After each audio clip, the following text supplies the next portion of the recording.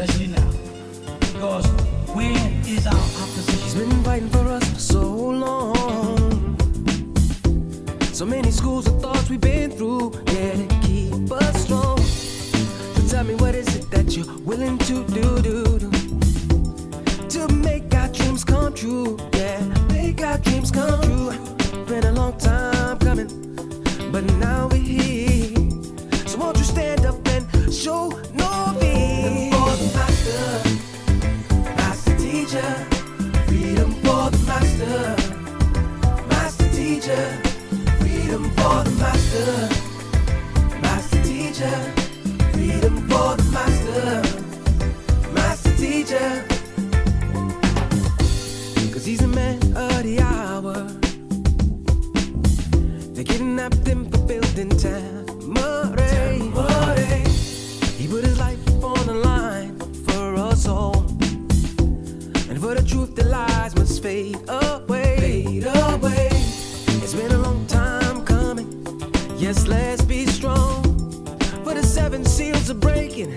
It won't be long to make our dreams come true. For a life that's new.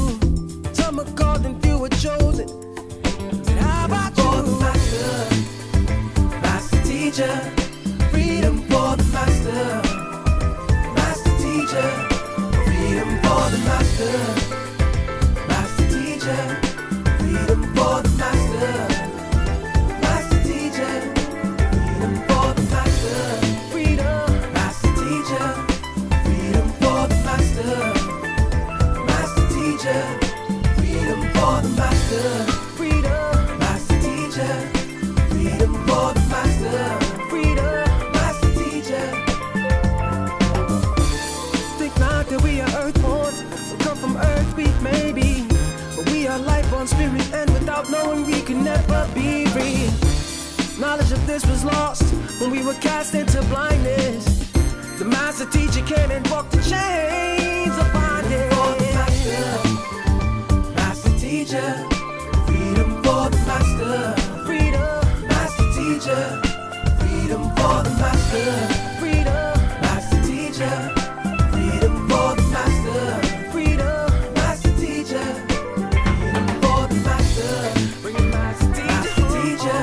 Bring the freedom for the master, master teacher. Freedom for the master, bring the master teacher. Bring the freedom for the master, master teacher. Freedom for the master, master teacher. Freedom for the master, master teacher. Freedom for the master, master teacher. Freedom for the master, master teacher. Freedom for the master, master teacher. Freedom for the master, master teacher. Freedom for the master. They did everything in their power to take this land and make sure that what's happening right now does not go on. They tried every trick in the book. They ain't finished. They tried slander, defamation of character. They tried to lock brothers up, harass sisters on the street, stop every car coming down and make sure they did everything they could. And not one person come out and help us. Why? Because they had us marked as a cult. Oh, there's some crazy suicide cult.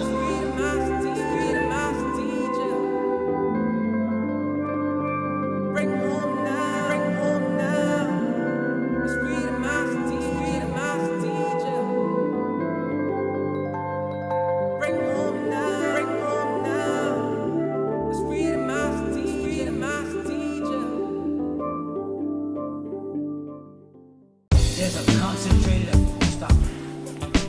They'll do anything to stop us, especially now. Because when is our opposition? He's been fighting for us for so long.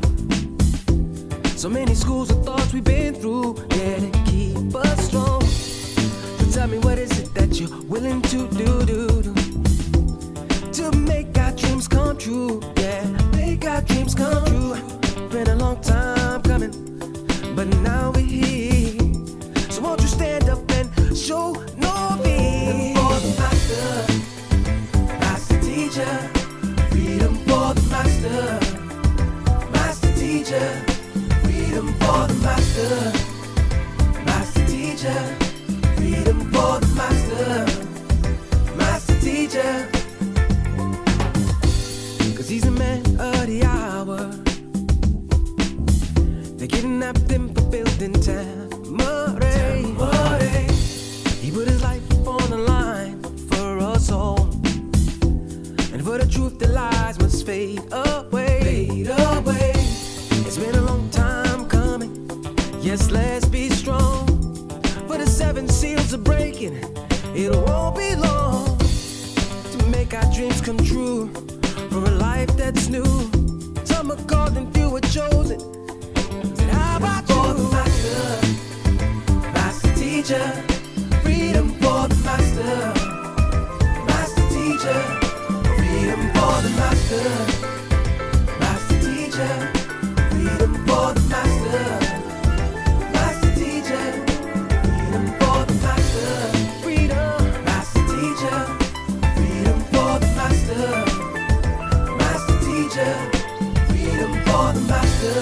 Freedom, master teacher, freedom for the master. Freedom, master teacher. Think not that we are earthborn, we come from earth, we may be, but we are life on spirit, and without knowing we can never be free. Knowledge of this was lost when we were cast into blindness. The master teacher came and broke the chains of bondage. For the master, master teacher, freedom for the master. Freedom, master teacher, freedom for the master. Freedom, master teacher, freedom for the master. Freedom, master teacher, freedom for the master. Bring it, master teacher, bring it, freedom for the master. Master teacher, freedom for the master. Bring it, master teacher, bring it, freedom for the master. Master teacher, freedom for the master. Master teacher, freedom for the master. Master teacher, freedom for the master. Master teacher, freedom for the master. Master teacher, freedom for the master. Master teacher, freedom for the master. Master teacher, freedom for the master. They did everything in their power to take this land and make sure that what's happening right now does not go on. They tried every trick in the book. They ain't finished. They tried slander, defamation of character. They tried to rob brothers up, harass sisters on the street, stop every car coming down to make sure they did everything they could. And not one person come out and help us. Why? Because they had us marked as a cult. Oh, there's some crazy suicide cult.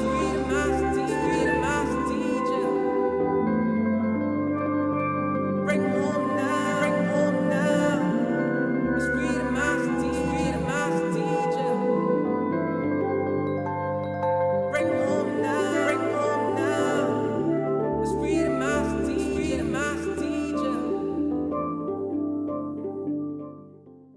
There's a concentrated effort to stop it. They'll do everything to stop us, especially now. Because where is our He's opposition? been fighting for us for so long. So many schools of thoughts we've been through, yeah, to keep us strong. So tell me, what is it that you're willing to do to make our dreams come true? Yeah, make our dreams come true. Been a long time coming, but now we're here. So won't you stand up and show no fear? For the master, master teacher, freedom for the master. Master teacher, freedom for the master. Master teacher, freedom for the master. Master teacher, 'cause he's a man of the hour. They kidnapped him for building Tamare. He put his life on the line for us all, and for the truth the lies must fade away. It's been a long time coming. Yes, let's be strong. For the 7 seals are breaking. It won't be long to make our dreams come true for a life that's new. Some are called and few are chosen. Said, how about you? The master, master teacher, freedom for the master, master teacher, freedom for the master, master teacher, freedom for the master, master teacher, freedom for the master, freedom, master teacher, freedom for the master, master teacher, freedom for the master, freedom, master teacher, freedom for the master, freedom, master teacher. Think not that we are earthborn, we come from earth, we may be, but we are life on spirit, and without knowing we can never be free. Knowledge of this was lost when we were cast into blindness. The master teacher came and broke the chains of bondage. For the master, master teacher, freedom for the master, freedom, master teacher, freedom for the master, freedom, master teacher, freedom for the master, freedom, master teacher, freedom for the master, bring it master teacher, bring it freedom for the master, master teacher, freedom for the master, bring it master teacher, bring it freedom for the master, master teacher, freedom for the master, master teacher, freedom for the master, master teacher, freedom for the master, master teacher, freedom for the master, master teacher, freedom for the master, master teacher, freedom for the master, master teacher, freedom for the master. They did everything in their power to take this land and make sure that what's happening right now does not go on. They tried every trick in the book. They ain't finished. They tried slander, defamation of character. They tried to lock brothers up, harass sisters on the street, stop every car coming down and make sure they did everything they could. And not one person come out and help us. Why? Because they had us marked as a cult. Oh, there's some crazy suicide cult.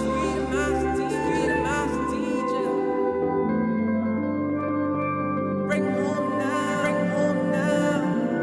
It's freedom, master teacher, freedom, master teacher. Bring home now, bring home now. It's freedom, master teacher, freedom, master teacher.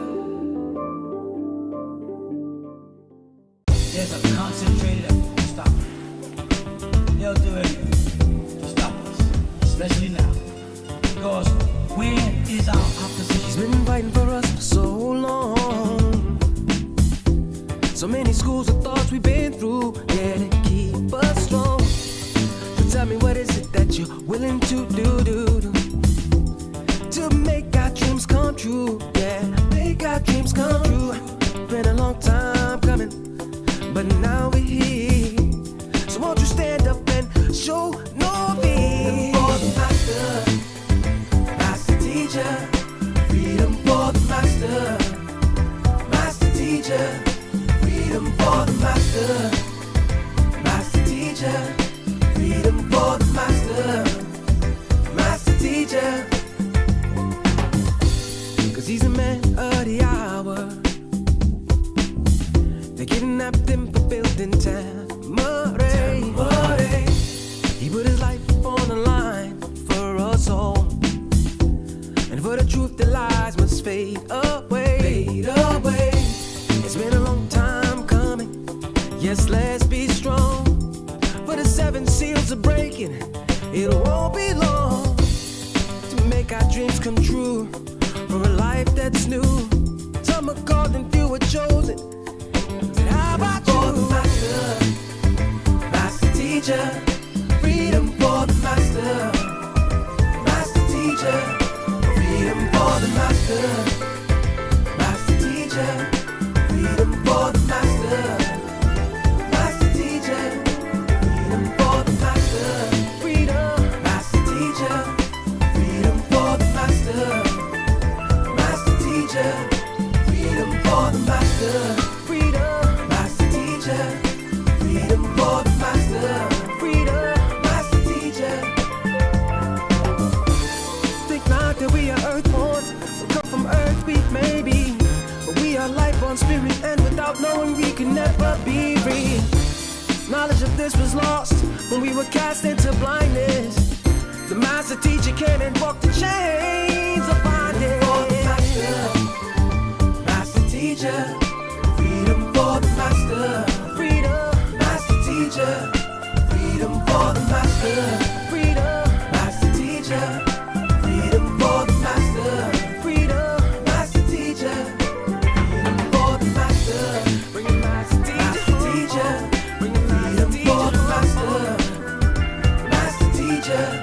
Freedom for the master. Bring the master teacher. Bring the freedom for the master. Master teacher. Freedom for the master. Master teacher. Freedom for the master. Master teacher. Freedom for the master. Master teacher. Freedom for the master. Master teacher. Freedom for the master. Master teacher. Freedom for the master. Master teacher. Freedom for the master. They did everything in their power to take this land and make sure that what's happening right now does not go on. Freedom. They tried every trick in the book. They ain't finished. They tried slander, defamation of character. They tried to lock brothers up, harass sisters on the street, stop every car coming down and make sure they did everything they could. And not one person come out and help us. Why? Because they had us marked as a cult. Oh, there's some crazy suicide cult.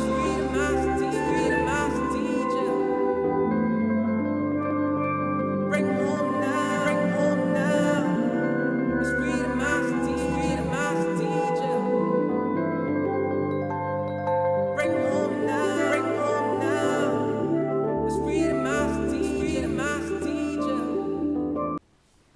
Rahubat Moisa. Rahubat Moisa. How you doing? Greetings, family. Just getting things ready to see who's online.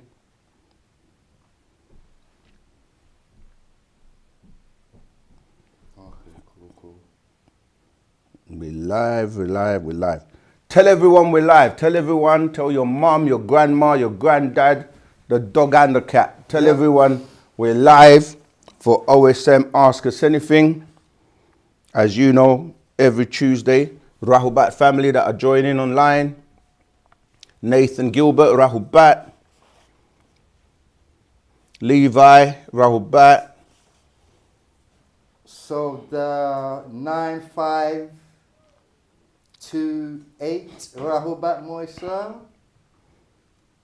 Rahubat. Origin, Denorium, Orion, or Origin, or in Orion, Rahubat. Bananu 9, Rahubat. All right, you know what? Yeah, let's get into it. We want to go back to the basics, as our good brother Caffrey says. Back to the basics. What do I mean by that? We need to tell you all what we're about, what OSM is about, and you know why we're here. We are here for humanity. Yeah, we are students of the master teacher, Parnabab Yanun, Dr. Malachi Z.K. York.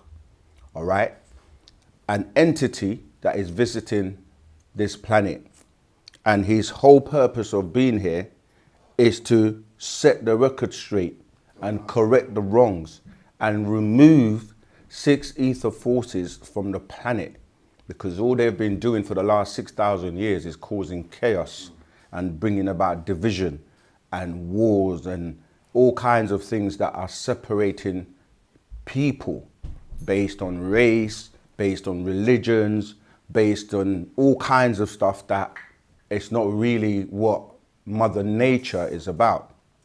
All right, so we are here just to give the facts and the truth to anyone who would listen. So it's about unity. It's about love and unity. And we refer to that as ashuk in our language, divine love. Sometimes the truth might be a little bit bitter, bittersweet, because it means that you have to change or do something about it. We're not here to, hurt anyone's feelings. We're here to unite people, humanity, based on actual facts, right knowledge, and the right wisdom that leads to the right understanding, which ultimately will bring you to sound, right reasoning. You see, you have to be able to make decisions for yourself using your own mind, which has been hijacked and has been controlled for the last 6,000 years, especially for the Negroid race or the Nagaru race. And the thing is, everyone has had their time in terms of every race has been sent a warner, someone to come and help them. And during the times when it was other people's turn, like Joseph Smith was sent to the Mormons. And yeah, there have been many, many people over the 6,000 years, and we had to wait patiently for our time. And it is said, the first shall be the last, and the last shall be the first. Yeah. So now that we're here, because we awaken and re-emerge at the end of the last 6,000 year moon cycle, which means that even though we were under the spell of Leviathan, Kingu, amnesia, self-hate, ignorance, all of these things, we are now waking back up and realizing who we are as the original beings on this planet, right, where everyone else comes from. This is not anything to do with ego or racism or any of that, because all those things were constructed much, much, much later, So now that we're teaching the facts by way of Parnabab Yanun, the master teacher, Dr. Malachi Z. York, who has been teaching these facts since he broke the seventh seal in 1970. Yeah. In fact, he was teaching prior to that, from 1962, 63, and wrote many, many, many books. In fact, so many books that even look, I just picked this up today. This is called The Truth, right? So all he's been doing is teaching the truth. This bulletin goes back to 1992. And right here, it's got, what does it say? The Savior. The Savior, yeah? He's here to save us. He's here to save humanity from the oncoming disasters and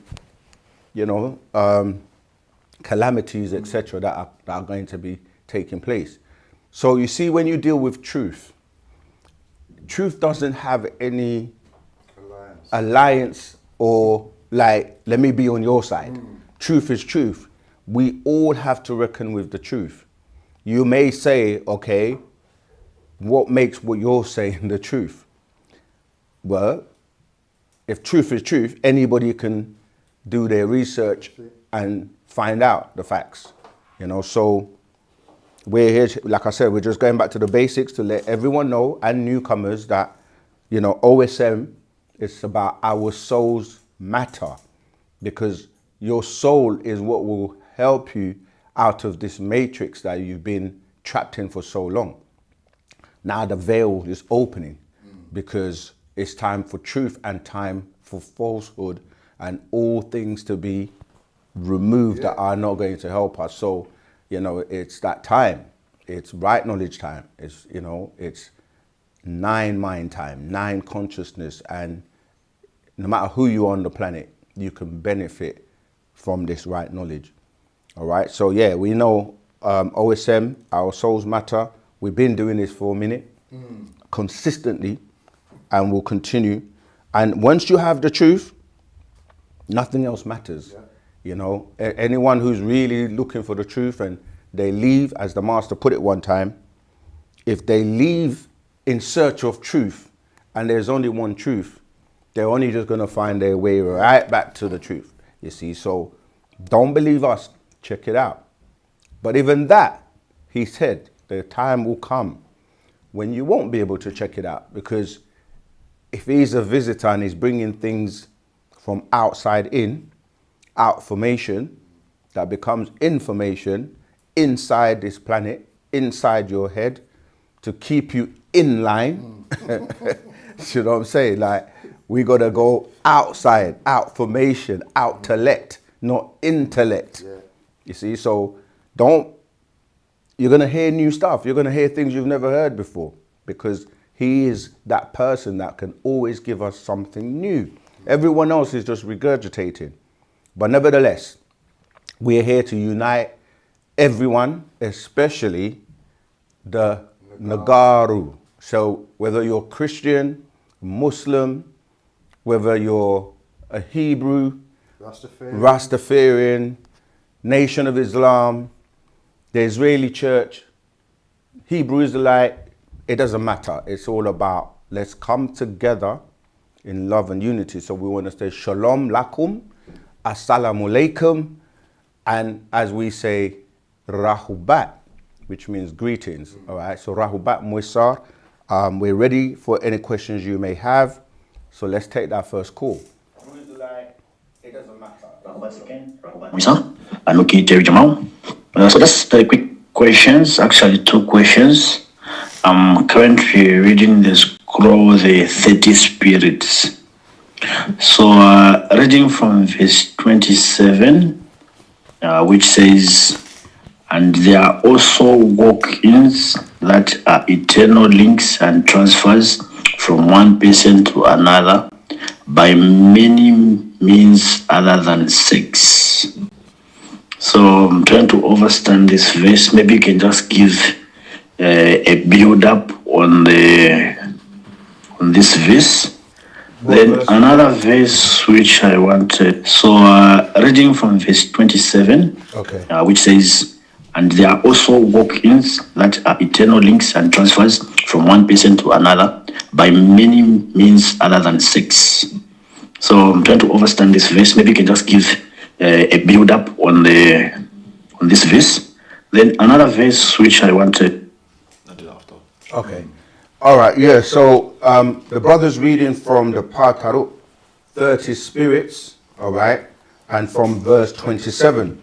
However, we like to sometimes go back a little bit to build into the verse so that you can kind of get things in context. So I'm going to go back 2 verses to verse 25.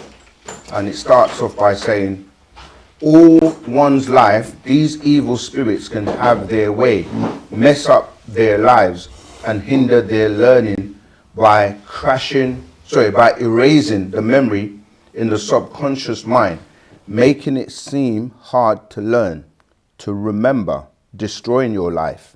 26, leading you to drugs, drinking, smoking, sex, crime, to lying, to stealing, and to killing, making you live by danger, chance, gamble, giving you diseases and sickness, making you think you're mad, crazy, and insane. And then we go into the verse that the brother's asking about, verse 27. And there are also walk-ins that are eternal links and transfers from one person to another by many means other than sex. So he wants us to expound on that. So what it's saying here is that walk-ins are entities or beings that are disembodied, but they are existing in this physical realm.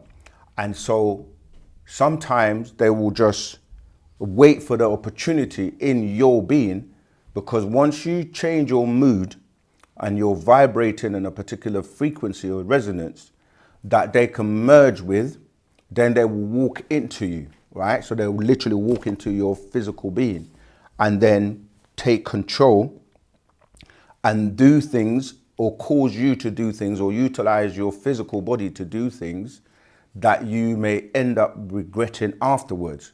So you will hear many times when people do something that is hideous, like maybe commit a murder or do something just on impulse, because they either got angry, yeah, because that's what I mean by creating the right conditions for them to walk in you.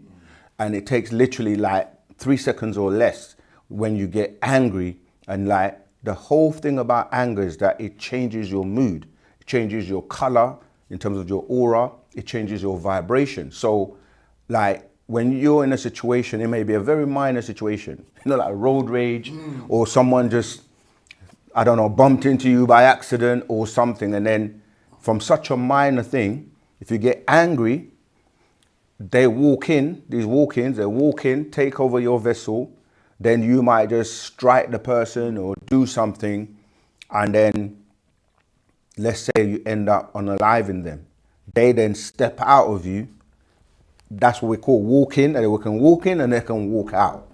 And they leave you standing there in a situation where you're now being arrested or whatever, and you have to like take on the responsibility. That's why the verse before says that they lead you to drugs, drinking, smoking, sex, crime, lying, stealing, to killing, making you live by danger. Like you take chances, you gamble, you know, you gamble with your life, you gamble with things that you shouldn't be gambling with, to diseases and sickness that make you think you're mad, crazy, and insane. Remember I said about information, insane, right? So that's what it's saying. The movie that comes to mind that you should watch is Fallen with Denzel Washington. And, you know, we recommend a lot of movies because when you're learning, you know, sometimes people learn visually. That's why people like videos. Some people prefer to read. Others need to read, listen, and watch the film and the video and the pictures at the same time. So when we recommend these movies, it's because the directors and actors, etc., are able to convey or portray that what we're trying to teach for you to see visually. All right, so that's what's happening there. I don't know if you wanted to add anything to that, my brother. Yeah, also genetic kiss as well. That would be a good one. So anyone that you've had came in contact with, basically you're taking on their experience, their ancestors. So all those things also will have an effect as well on you.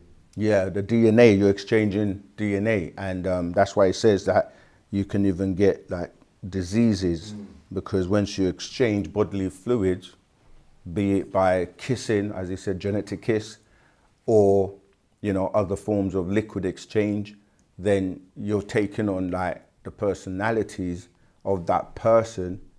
And remember that depending on how many people in your lineage are alive, you subtract those from the rest. So for example, you have 4 generations that make you up. So because you're alive, it will be 29 other personalities. And let's say that one of your parents was alive, you would subtract them as well. So it will be then the 29, 28.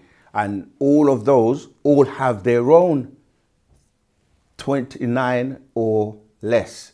You see, so each, when you multiply that, 30 by 30, it's a lot of different mixtures and DNA. So yeah, that's what's going on. So even by sex, you're transferring. And as it says that once they've completed their mission, they literally transfer from one person to another, yeah, by means other than sex. So they will just move on to the next person and do the same thing again and keep moving on. Because why do they do this? A lot of them feed off of the negative energy that is generated from the situation, you know, from the anger, from the whatever that leads to, and the chaos after that. And then it just generates this energy. Some of these entities, they don't have a physical body, so they feed off of the negative energy.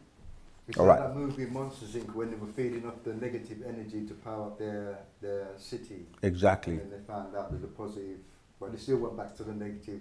So. To what? All right. What was the second part? The breakdown is verse 58. So verse 58 reads, So Nuwapu, Nuwapians, I, Panabab Yanun, say, live by the Ba'a, soul, not the Ka'a, spirit, and Katat, body. So my question would be, how does someone live by the soul? Or what does it really mean to live by the soul? That's Taxamo. Okay. Yeah, so it says Nuwapians, Ipan the Babyanun say, live by the Ba'a, soul, not the Ka'a, spirit, and Khatat, body. So when you look at those three parts of you, a lot of time people focus more on the physical, the body. You know, like they do everything for the body. You wake up, you look at yourself in the mirror, you know, you feed yourself. It's all about me, myself, and I a lot of the time, which is really ego. It's about pride. It's about, you know, just selfishness when you're dealing with just the I or the ego. So he's saying here that even though you have a physical body, and most people have a physical body, you also have people that have a physical body and only have a spirit. And the spirit means that they don't have a soul, so they lack empathy. Yeah, they lack the ability to connect with the nashima, which is what they're misinterpreting the soul in some of these religious books as. So that soul is something that is passed from those who have it from generation to generation. And so when you don't have it, because even though we use the word soul and spirit in the English, depending on the language you're translating it from, it kind of gets distorted. This is why people will translate soul and spirit as being the same thing. But there are different parts of what we're calling soul. So there's a part that is called the breath, right? Which is the ability to stay alive just by taking in oxygen and giving off carbon dioxide. And so there's a burning, but there are different types of burning as well, because there are different types of what you call fire. Because when you can look at light and fire, and in ancient times where they didn't have fluorescent lights, it was all fire. So most of those books are referring to fire. But fire has like different colors. You got blue flames, you got yellow flames, so there are two, meaning that if you have a solar plex, then you're converting that breath you're taking in, getting burnt and coming out as carbon dioxide because you have a solar plex. Beings that don't have a soul are still able to breathe, take in oxygen, but they have a lunar plex. And so they're breathing back out what we call smokeless fire or narin samun. Yeah, that's where that haughtiness comes in when you do disagreeable things or when you start to get angry and haughty. This is the same story in the Cain and Abel story. Yeah, so what I'm basically saying is that not everybody has the nashima, which is the soul that gives you the connection to the higher vibrations and higher realms, that gives you empathy and soul and the ability to connect with nature and vibrate on certain frequencies. Why we as Nagaru, Negroids, were referred to as soul beings, soul food, soul music, you know. So this is not by coincidence, it's because the ability to connect to those realms and move with nature and be able to move and not be stiff when you don't have a soul. Yeah, I see you've got your hand up. Is there a follow-up? Is this the reason for the race baiting we are experiencing? They need our energy produced by anger. Exactly. That's, as I was saying, that soul people are compassionate, they're loving, they're caring, they're kind, just by our nature, because we relate to nature as the word Natiru, all right? We know as Nataru, because our ancestors, the highest of these beings, have attained the highest levels you can get to in terms of etherically. They're referred to as Panataru, and we are connected to them. This is what I'm saying about being able to connect to these higher realms and connecting to like the energy source, like the sun. That's why we're referred to as sun people. And the melanin plays a major part in that. Your pineal gland, your pituitary gland, or your third eye. These are all things that help you to connect to the higher source. So yes, the race construct in terms of black and white and lighter and darker skinned people, that was something that was concocted to divide people. What scroll were you reading from? Right, this is the Partarak known as 30 spirits, which the brother was quoting in his question. Did you? And then also, yeah, check out Genetic Kiss as well. Again. That will tie into that as well. So yeah, going back to the verse, like the master's saying that he wants us not to live by khatat, which is just body, or just the spirit, but rather live by the soul. Because if you're living by the soul, you have that, like I said, that empathy, that compassion, that love, that care for everyone and everything. You are responsible as the caretaker of the planet, right? You are responsible. That's why, you know, we break down that gods are responsible. You have to deal with the problems of the planet, the problems of the world. And that starts off by removing those that are creating the chaos and the forces that are fighting against you, because they're adverse. They're 6 ether and we're 9 ether. And anyone who's aspiring to be of 9 ether has to be taught, and they need to learn how to behave. You know what I mean? We are those people that were teaching everybody on the planet and teaching people how to bathe. Like some people just, they don't even know how to be clean and eat properly, you know? So, but unfortunately, the 6 ether forces come with those diseases that I refer to as mental diseases. Your pride, your ego, your arrogance, you're not wanting to learn and be in harmony with those beings that are in tune with nature. So that just creates conflict. So we're in the day and time where these 6 ether forces are being exposed, you know, everything is being disclosed now. And yeah, things are being exposed, and you either gonna phase out and phase away with 6 ether forces, or you're gonna rise to the occasion and transform yourself inside out and outside in. So you gotta look at everything you're doing for the physical body, as well as everything you're doing for the real inner being. You see, so we ain't got time for people that want to fight, argue, debate, and create divisions. Like right now, it's about truth. It's about whether you can handle the truth, live by truth, deal with the truth, or not. You're just going to phase out, you know.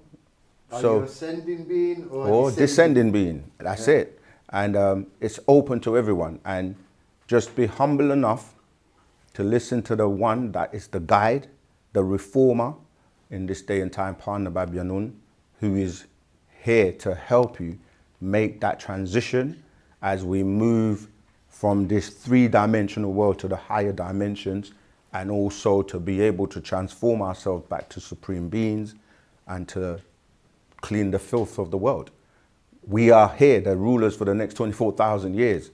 And unfortunately, like a new government coming into power, you have to deal with what the previous government left behind and how they messed everything up. So you have to deal with the last 6,000 years of the moon cycle that created a lot of these false teachings and misinterpretations and divisions by way of religions and their deities that were over them, the 3 frogs, you know. So we are here to help those who want to ascend and yeah, come and sit by the feet of the venerated supreme being, Pana Babyanun, and let him raise us by degrees, all right? Yes, that amnesia state. Yeah, wake up. No more sleeping in bed. Time for thinking ahead. All right, next question, please. If we don't have one, we can go to the chat. Let's have a look what's going on in the chat. Okay, so I finally made it. That's from Sekhmet, the goddess. Rahubat. Sweet Rita Astrology Mix. Rahubat. Who else we got? Crowd Favorite Media. Rahubat. Yeah, Clay. in Pennsylvania, Rahubat. Coco Brown, Rahubat, JMJI, great, just discovered the channel yesterday. Wow, you're a newbie. So yeah, I hope you caught my going back to basics and giving you an introduction of who we are. My name's Saken, and we have Asaru in the driving seat of this craft today. Right, we have another live caller. Question. Oh, question, go ahead. Do you believe in the Bible scriptures? All right, we do not believe, right? We want to know. To know is better than to believe, all right? And we use tools to teach, and a lot of people are caught up in these religions, okay? To be honest, in 2026, if you still believe and follow the gods of these religious books like the Bible, the Quran, and so forth, something's not right, because these books have been debunked, exposed, and like if you really study the characters of these books that you're calling God, Allah, Yahweh, etc., that they're not. I mean, like, just go to Jeremiah 19:9. In fact, if I can pull it up, let's read it quickly. You can carry on talking about that for a minute while I look for the quote, or unless you want to look for the quote for me. But yeah, the Bible. Now, in 2026, you've got to definitely be raising your vibration and your consciousness much better than that, because when you read what this God is doing, these characters in the Bible, I think, what did I say? Jeremiah 19:9, I think I said. Let me just find it. Yeah, in this day and time, with all the technology that we have, it's about researching. They're finding ancient scrolls, ancient fossils. Okay, I got it. Predate the Bible, the Quran and the Torah. Yeah. So this is Jeremiah 19:9, right? It says, "And I," right? This is the God, "will cause them to eat the flesh of their sons, and the flesh of their daughters, and they shall eat everyone the flesh of his friend, in the siege and the straightness wherewith their enemies and they that seek their lives shall straighten them." So it's this God is telling you to eat the flesh of your daughters and your sons. I mean, we can go on and on. Like, if you read the entire, Second Kings, if you read the entire book of Leviticus and read throughout the Bible, you start to see that this being is not a very compassionate, loving, caring being because of what he does. So no, we don't believe in the Bible, because the Bible is just a book made up of paper, and it was only available like in that form 6,000 years ago, and there have been many versions, distorted information, incorrect information that doesn't stand up to science or facts, you see. So we use the Bible as part of the antidote to bring people out of it who have not even taken the time to really study and read it. Because people say, yeah, I've read the Bible. And we say, no, you've read a translation of the Bible, a version of the many translations, and one of the most popular ones just happens to be the King James Version. So then you have to do the research and wonder why King James and what was his motives for putting the Bible together, and that it's not in the original language or the language where they're translating from. Be it the New Testament will be in Greek, Latin, or the Old Testament will be Hebrew. So if you can't even read it in those languages or those dialects, then you're already lost. And the thing is, those come from other versions of like the Sumerian tablets. Yeah, so reading a mistranslation in English today, you're not even getting the true message. We actually have the original Torah that Partner Babylon has translated without biasness. So no, we just use the Bible to teach people who have no clue what, this is all about, and why they've actually utilized it to trap you and enslave your mind. Yeah. Oh, live caller. Rahubat, greetings, live caller. What's your name, where you're calling from, and what's your question for us today? Greetings, it's me, Kerith Muir from Jamaica. Greetings, Rahubat.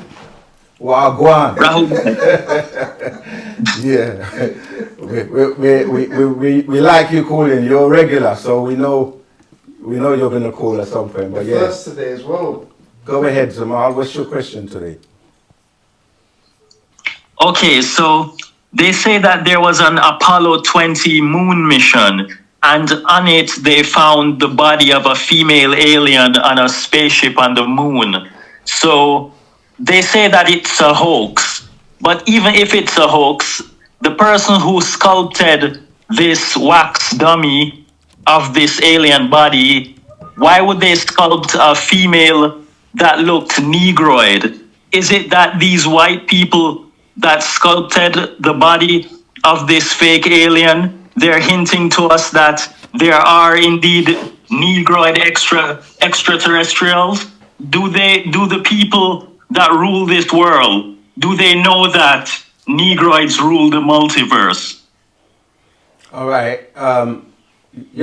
Keris, I think it's about time you learn that they say it's not going to go down with Wu-Sabat. And like, we need to know the facts. Who's the they say? Because anybody can tell you and say anything, so we do need to quote references and stuff. But even then, we have been disclosing about aliens and extraterrestrials, and we've been doing that by way of our master teacher, Parnabab Yanun, who is an extraterrestrial, and he is, as you call it, negroid, right? His freckles are close together, and so it's funny to us in 2026 when they're now being compelled to tell the truth about UFOs. They term UAP now, unidentified aerial phenomena and unidentified flying objects. And now they're starting to give you they gave you 4, they say I'm saying they in the sense of the United States government, who by way of their president, Donald Trump, has released UFO files now. And in those files, they've given you 4 major extraterrestrials that are popular, right? And they've given you the Greys, that's number 1. They gave you number 2, the Mantis, and they gave you number 3, the Reptilians, Draconians, and they gave you number 4, the Nordics, or what we've been teaching about for years, blonde hair, blue eye beings, all right, who were in contact with, Hitler, the Aldebaran. So if you go back, even just a few years ago, go back and watch our videos. We did videos with at least 33 extraterrestrial beings. And we've been, by way of Parnabab Yanun, been saying this from the 1960s, and he was teaching by way of books, many books, Is God an extraterrestrial? Extraterrestrial and creation, mission Earth and the extraterrestrial involvement. Anunnaki and the mystery clouds, are there UFOs in your midst? My brother, the extraterrestrial, that was written by his sister. Risk and Ilion, Man from Planet Risk. I mean, the list goes on, and Shambhala and Agatha, the list goes on where the master broke down and gave so much information about different extraterrestrials, like what they look like, what they do, how they eat, their star systems. So by the time they've given you 4 now, as they release more and more and more, you're going to start to see that Parnabab Yanun, Dr. Malachi Z.K. York, has been documenting this for years, and this is part of the reason for his incarceration, because he was putting out information, being one of those extraterrestrials, that at that time it was too far ahead for most people. Most religions at that time wouldn't even touch the subject. They were looking at us like we were crazy. But now, time always come to pass. Time will tell. And like, we've been trying to wake everybody up, and like, you have to start recognizing that your Bible, all these books are really talking about extraterrestrial stories. Nothing but extraterrestrial. Nothing but extraterrestrial stories. Even when Yes, but let me finish. I'm just about to land. So yes, the original extraterrestrials that they do know that exist is the Negroid ones, and they don't acknowledge us and have been trying to suppress us for years. You know, so yes, they do know, and it will become more and more available for people to know as disclosure continues to happen. Go ahead. Okay. So my next question is,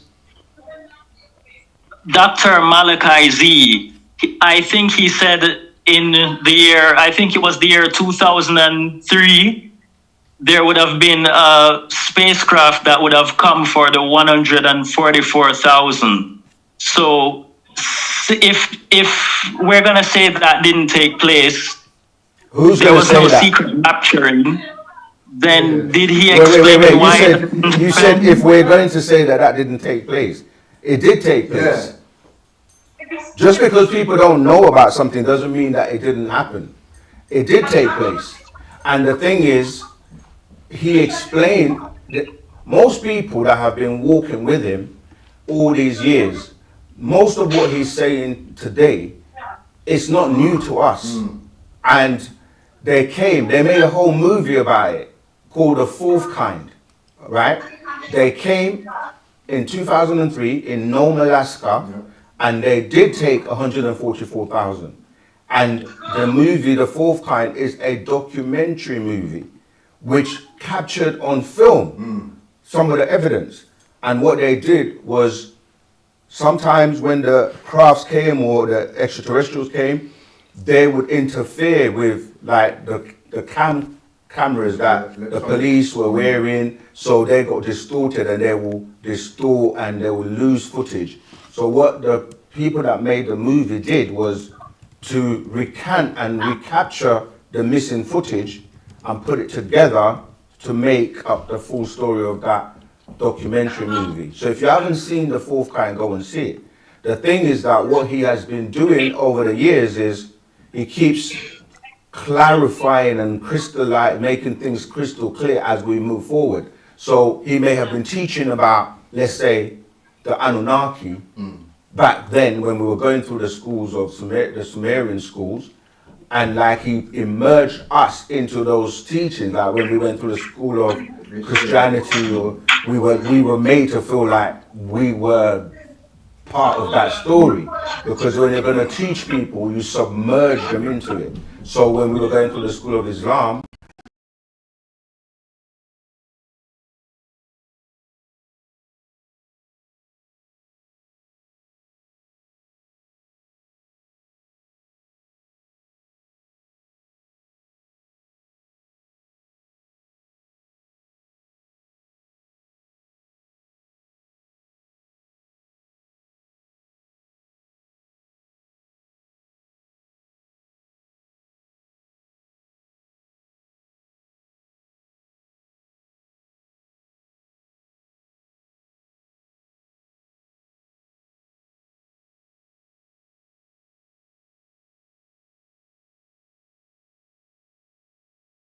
grasp with Christianity, so we can put that down and move to the next level.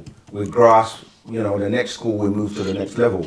And after we kind of graduated from the whole Anunnaki school, we then moved on to dealing with our ancestors as Parnatharu and dealing with prior to what you're calling the dynasties in Egypt, taking us back to, Napata and Meroe, and dealing with the Pataites and dealing with the time pre-dynastic.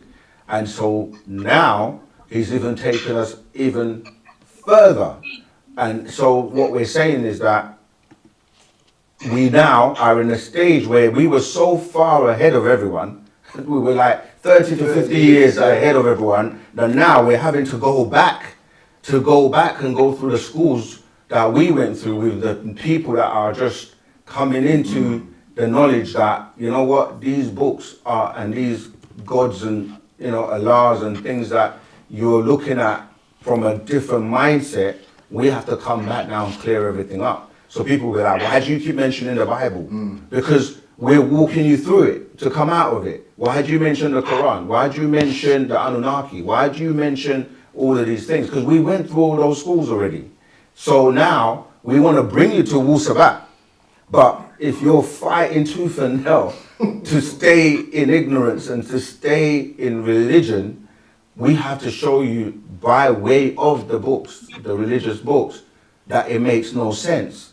And then you will see for yourself. And once you do, I mean, I see on social media all the time now people that are like, I can't believe I used to follow, you know, these books. Like, I'm talking about white people, black people, Asian people, all kinds of people are now seeing these books and these religions for what they really are. And now you've got to graduate from that to reality, you know. So, yeah, that craft did come. Go and watch The Fourth Kind. It was Anunnaki, they came back, and even in the movie, they actually show you the footage of an Anunnaki speaking. And they basically, came for food, 144,000. And they've been coming and taking more and more people. And this is what now people are like, you know, there's a lot of riddles that the master put to us, you know, like the graveyard riddle, you know. Like, if you look at a graveyard, right, I'm sharing what he taught us. The graveyard that you've known for years in your local neighborhood has been the same size ever since you were a child. But yet, they're still putting on alive people there regularly every year. How comes the size doesn't expand? Yeah? That's just one. So what we're basically saying to you is there are lots of things that the master is yet to expound and give us. And there are many, many riddles. Like, think about this. If you ask people, how many people are on the planet right now? They will say, what, some 8 billion? Okay. If there are only 365 days in the year, how can everyone have a birthday?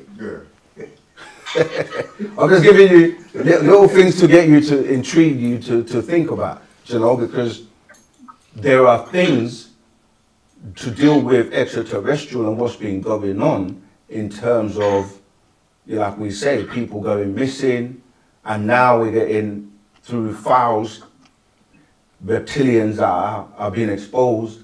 People have had experiences with, you know, reptilians. That's just one of the four that they've just told you about. You know, so yeah, there's a lot more to come, and we are going to be teaching based on what we're taught and given by the master teacher, Partner Bab. You know, no one else on the planet has been able to follow him and will not be able to follow him. So you either get with it, let's unite, let's come together, and let the one who knows, the one that has been sent here and assigned to teach us and groom and get those that are wanting to, some may have to leave. We have to leave this planet if it gets to the point where it's disaster on the planet. You know, certain places are going to become pancakes, like flattened. I understand, but I do have one more question. Go ahead, your last one. Okay, so in 1994, there was this Chinese man that was in his house and room, and an 8-foot tall female alien with 6 fingers had a sexual encounter with him. He had a sexual encounter with her, and a month or two later, when he was abducted again, he was abducted and went aboard a spaceship. He asked if he could see the female alien that had sex with him before. And the beings on that spaceship told him that that won't be possible, but he would be able to see his child in the next 60 years. So why would advanced humanoid aliens from another world be interested in birthing a human child? Because this planet is an extraterrestrial planet. There have been, when you say planet, as we teach all the time, you're saying planet ET. And in order for them to come to an environment, they had to produce children. So we refer to some of these as the demigods. Genesis 6:4 talks about the Nephilims, right? The word is Naphala, which means they fell down or they came down. And one of the things he says that they were looking at the women and they were fair, right? Or they're not fair as in light skin, but fair as in, the word is, I think is Jamila, like beautiful. So they liked how they were, they were carrying on with their sexual activities. And then they wanted to partake, and some of these beings came and did so, even though it was against, their rules. Even what you're calling the being that people refer to as Jesus, he is also a product of what? An extraterrestrial. When you go back and read the story properly, when we ask if he's a male child, where did the Y chromosome come from? And you read it properly, it tells you that Gabriel came and took on Bashara. You have to read all the books. You don't just read the Bible. You got to read the Bible, read the Quran, read the Old Testament. You got to read it all to put all the pieces together. And there are other books missing: the Book of Enoch, the Book of Wars, the Book of Jubilee. There are many books that are not part of the 66 books that have been compiled into what you're calling the Bible today. So, yeah, they actually had to take on physical form and gave birth to children to rule this planet. And when you're talking about the giants or the height that you're mentioning, this planet being a planet of the ET was not always the same way it is today. Like today is 24,000 miles in circumference. Prior to the terraforming of it, it was double that size, where it was 48,000. So the beings on the planet at the time would have to, like the heights have changed now, where we say the males of the original beings would have been 5 foot 4 inches, and the females were 4 foot and 5 inches. So at that time, if you double it, it would be double that height. So most of the time when you're talking about these giants, they were double the height. And so when you look at basketball players and certain people that are that tall, that's the type of average size that would have been then. But people, when they say giants, they say as if, they were like 14 or 20 foot. But no, that's not reality, because they do find, remains and stuff. So yeah, many people are going to give you their accounts of extraterrestrial abductions or stories of them being, taken up on crafts. So we could be here all day. That's why in the 40s, when they started to become popular, right? Remember, the master teacher arrived in 1945, and in 1947 is when Roswell happened. And then from the 40s, a lot of extraterrestrial activity started to become more and more popular, and the governments had to put programs together. You go back and look at, this is the time of Truman and Eisenhower. These are American presidents. They put programs together like the Legacy program, where it was all about hushing and taking all the remains of any evidence that is left, deny everything, and then started to catalog and keep these things. Then things like Area 51 started to come out, and now people are, whistleblowers are telling that, they worked in Area 51. Yes, they've got this, and they saw extraterrestrial bodies, they saw crafts, they're re-engineering some of the extraterrestrial technology. But you have extraterrestrials that have been here on the planet, and they're not coming from outside. They've been here, living in the seas and living in the caverns and living underground, that also come out from the seas. They have superior technology where their crafts avoid radar. They can fly in the sky, in the waters, in and out without any type of, distortion. So there are a million people all around the world from all races that are talking about their extraterrestrial experience, including some of us. So this is nothing new, and it's not gonna go away. It's gonna become, the more people start to hear other people talking about their experiences, the more exposure, the more disclosure, the more people are going to come out. Because before, you were being ridiculed. You saw little green men, ha ha ha, people didn't want to touch the subject except for us. You're right. Many of our people have been had extraterrestrial encounters, because even the UFC fighter Angela Hill, her grandfather Barney Hill, was abducted by extraterrestrials. Have you heard about them? Yes, it's in our scrolls. It's been in our scrolls for years. You know, President Carter, he was one. There are many, many celebrities, you know.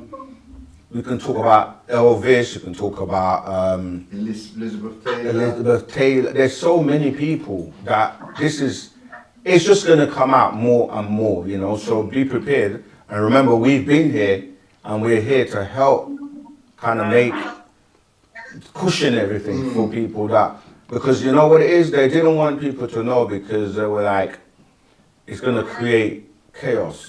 You know, people are going to panic. You know, some people just hearing about some of this stuff is overwhelming. You know, but yeah, we can go into it. But I think you've had a long enough time. We've got to get to other people's questions. So, but get the scrolls, so you've got that as a reference, and then you can do your research outside of that. Yeah, that's my advice. Of course. Yeah. Yeah. Okay, thank you. In fact, before you go, there's a movie coming out, Spielberg. Yeah, remember, Spielberg is the one that has always touched on these type of stories. Like he did E.T. And now he's got a movie coming out called Disclosure Day. You know, I'm looking forward to that because, like I said, this is exposure time and disclosure. And there is already many documentaries now dealing with the fact that the US government have actually had disclosure. And you can also, I think on YouTube, just type in US government disclosure and you're getting a channel that is live continuously where I'm talking about people, respectable people in Congress are discussing and giving evidence about these things. So, you know, we're living in a day and time where we as Nuwapians, Sabians, by way of the teachings of Dr. Malachi Z.K. York, Partner Babyanun, we've been teaching and telling people about this for over 50 years. So it's nothing new to us. All right. I mean, at the end of the day, you've got the master teacher that's been teaching this information since the 60s about extraterrestrials. So you've got his information and he's always giving you a reference, like check this person out, check that person out. So now 2026, you've got the disclosure. So they're confirming all the things that the master teacher has been saying. So what you know, you've got two sides saying the same thing. Extraterrestrials exist. So what side are you gonna pick? Yep. The one that told you back in the 60s or the one that's telling you 2026? Which one? It's your choice. Okay. Yes, of course. You can use that phone. Right. Okay. Thank you for your call. As usual, it's a pleasure to have you on the channel. So until next time, Okay. let's take some other questions. All right. Tawa Wadu. Okay. Wow. Now it's building up. Everyone's awake now. Tatui Hatat. Been trying to reach you all. I guess I will WhatsApp that number. Okay. SMKOF 13. Rahubat, folks. I hope all is well. My question is, what is synchronicity supposed to mean, and why we see them every day? Synchronicity means different things to different people. It's a message, and it's like syncing up. It's like coming together, you know, uniting. So if you've getting a message of some sort that is helping you to synchronize with other people or other beings, that's a good thing because it is about coming together. So, but obviously we can't go into your personal experience. Do we have another call? Question. Go ahead. Rahubat, this is Brother Tatui. Oh, The question that I have is for Sakin regarding the website.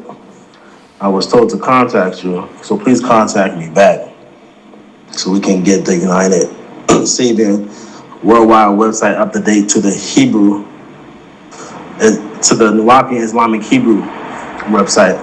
That's already in place, but yeah, I need to contact Sakin Okay, that's cool. We'll get in touch. Yeah, that's fine. I know what we got to do. Okay. Greetings, family. Game changer. Hailing from Trinidad. Question: was it David that was actually crucified and not Jesus Christus, or who they would call Yahshua? Was it actually David or David was crucified based on the Psalms that he wrote? Give thanks, my Lord. Okay, that's a great question. No, they're two different events. Yeah, that's a great question because a lot of people don't realize that what they're calling the New Testament and some of the stories in there, according to their writings, have been copied from previous books. So Psalms 22 is, if you go and read that, that's talking about David and his crucifixion. All right. And when you go into the New Testament, then you're dealing with what they say was Yeshua, but it was actually Judas. Yeah. So you have to, this is why we say, in order to get full truth, some of the stories are expounded on in other books, right? So you have to read those other books. Like we say, the book of Barnabas, the book of, you know, Mary had her own book. Yep. There's so many books that were left out. The number 66 is no coincidence that was chosen as the number of books to compile into the one that people are reading today. So yeah, that story, if you read that Psalms 22 completely and then read the one of, like they say, Yeshua was crucified, which he never was, according to the books, you will see that there are similarities. Even like, for example, the story of Mary being, you know, a Virgin Mary and had a child. You go and look at the story of Elizabeth with John the Baptist, it's the exact same story, you know. So, and then we can go back and say, okay, take them to the root of where these stories are coming from. Like a lot of them are coming from ancient Egypt. Right. So you go back and read those books and you're really talking about the story of who they refer to as Horus. Again, because if you know about Seth and Osiris and what happened and how Aset, or, you know, they bring it to the Greeks and you say Osiris, Isis and Horus. That's the story again that's been plagiarized and regurgitated and okay, let me make this clear, because this is a question that can be confusing to a lot of people when we quote and we speak about the biblical and the religious books. It's like today, right? Imagine you watched a film. You know, you can watch a film and the film starts from beginning to end. You get the characters come up, you know, you get the authors and who wrote the you know, the movie. Sometimes you leave it to the end, but at the beginning you get subtitles, at the end you get the titles.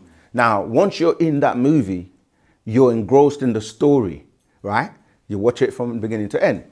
Now, you may go to someone and tell them the story of the movie. You know, I just watched this movie, this happened, that happened, that happened. Now, if, say 5 of your friends watch that same movie and they come and relay the movie to you, they're going to give you their different accounts of the movie. Someone's going to forget a piece here, someone's going to add a piece here, and before you know it, you're like, that movie that you're telling me about sounds different to the one that person told me about. Now imagine someone watch a movie like we tell you about years ago, like we watch a movie like 20 years ago, like They Live or something, and we're telling you about the movie. And then let's say someone has thought, you know what, that was a great movie, Hollywood, let's remake that movie. They remake the movie with new technology, new graphics, new effects and everything. So as time goes on, the movie changes. So when we're telling you about these books and teaching you about the stories, we're telling you according to the books that you're reading. It doesn't necessarily mean that that book is true, but if we're giving you an account of the book, because you're going to go and pick up the Bible and you're going to go and read Matthew, Mark, Luke and John, you're going to go and read the books of the Bible, and because we've already read them and studied them, we can go along with it to answer your questions, to make it clear. Doesn't mean we're saying this is 100% right and exact. It is 100% right and exact according to the book. You see, so sometimes people get confused with, you know, did he really get crucified or did he not? Well, according to the story, the actual stories that were written, he didn't. But somebody else might ask a question like, why you all keep talking about the Bible? You know, the Bible is bun that, this, that. We're like, all right, cool, let's bun it. Yeah. Where does the original stories come from? Okay, let's go to ancient Egypt. So we take you to ancient Egypt, we tell you the stories of where that originated. So I hope that helps you. Was there any other question part to that, or was that it? Okay, cool. Yeah, go on. Well, back, brothers. Hope everyone's okay, everyone's fine. My question is about the Cabbage Patch Kids. Could you elaborate a bit more about this Cabbage Patch Kids and if that was true? I can't even hear what you said. Cabbage Patch Kids. The Cabbage Patch Kids. I thought you said that. Well, back, brothers. I have no, where's that coming from? Like, what's the reference? Fine. My question is about the Cabbage Patch Kids. Could you elaborate a bit more about this Cabbage Patch Kids and if that was true? Cabbage Patch Kids. I have no idea what you're talking about. I mean, the thing is as well, yeah, we have to always emphasize, we're here to give people Wu-Sabat, right knowledge, and take you to a level, and people want to ask us we're not like going to be asking questions like about, Scooby-Doo and come on now, like, Get real, man. study the scrolls by Parnabab Yanun and ask questions on those, because, you know what I mean, sometimes, I know some people, it's just like entertainment, but we have a serious job to do. We're you about know? saving souls here, man. But if it relates and you can give us a reference and, you know, we can look into it, we can definitely answer. But let's keep it on Wu-Sabat. The one sounded sincere, but I'm not too sure. Don't get distracted because there's a million distractions out there. But let's go to another question. Yes, good day. Thank you very much for the audience. My question is, I said, how do I pray, who do I pray to if not Jesus, concerning the fact that the story about Jesus, from your knowledge, are all fairy tales? Then secondly, how do I get in touch with this God that I am? Because I believe from what I've heard you guys say, you guys said we are all gods and the God is within us. We are supposed to pray to our own God. So how do I get in connection with my own God? Thank you. Slap yourself. I mean, like, how do you get in touch with yourself? Pinch yourself. You're living, you're alive. But yeah, I know you was gonna go for it. You need to tap into your ancestors. Yeah, get in communicate with your ancestors. But the real God, as I said, it lies within you. You are the God. And you said, who should you pray to? And what we're saying and keep saying is that you have to, when you look at a word, this is what happens again in English.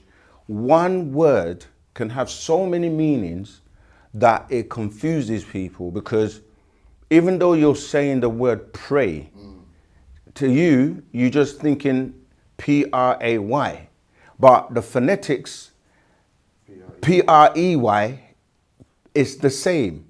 And this is done on purpose. So a lot of the times when people are communicating, it's babble.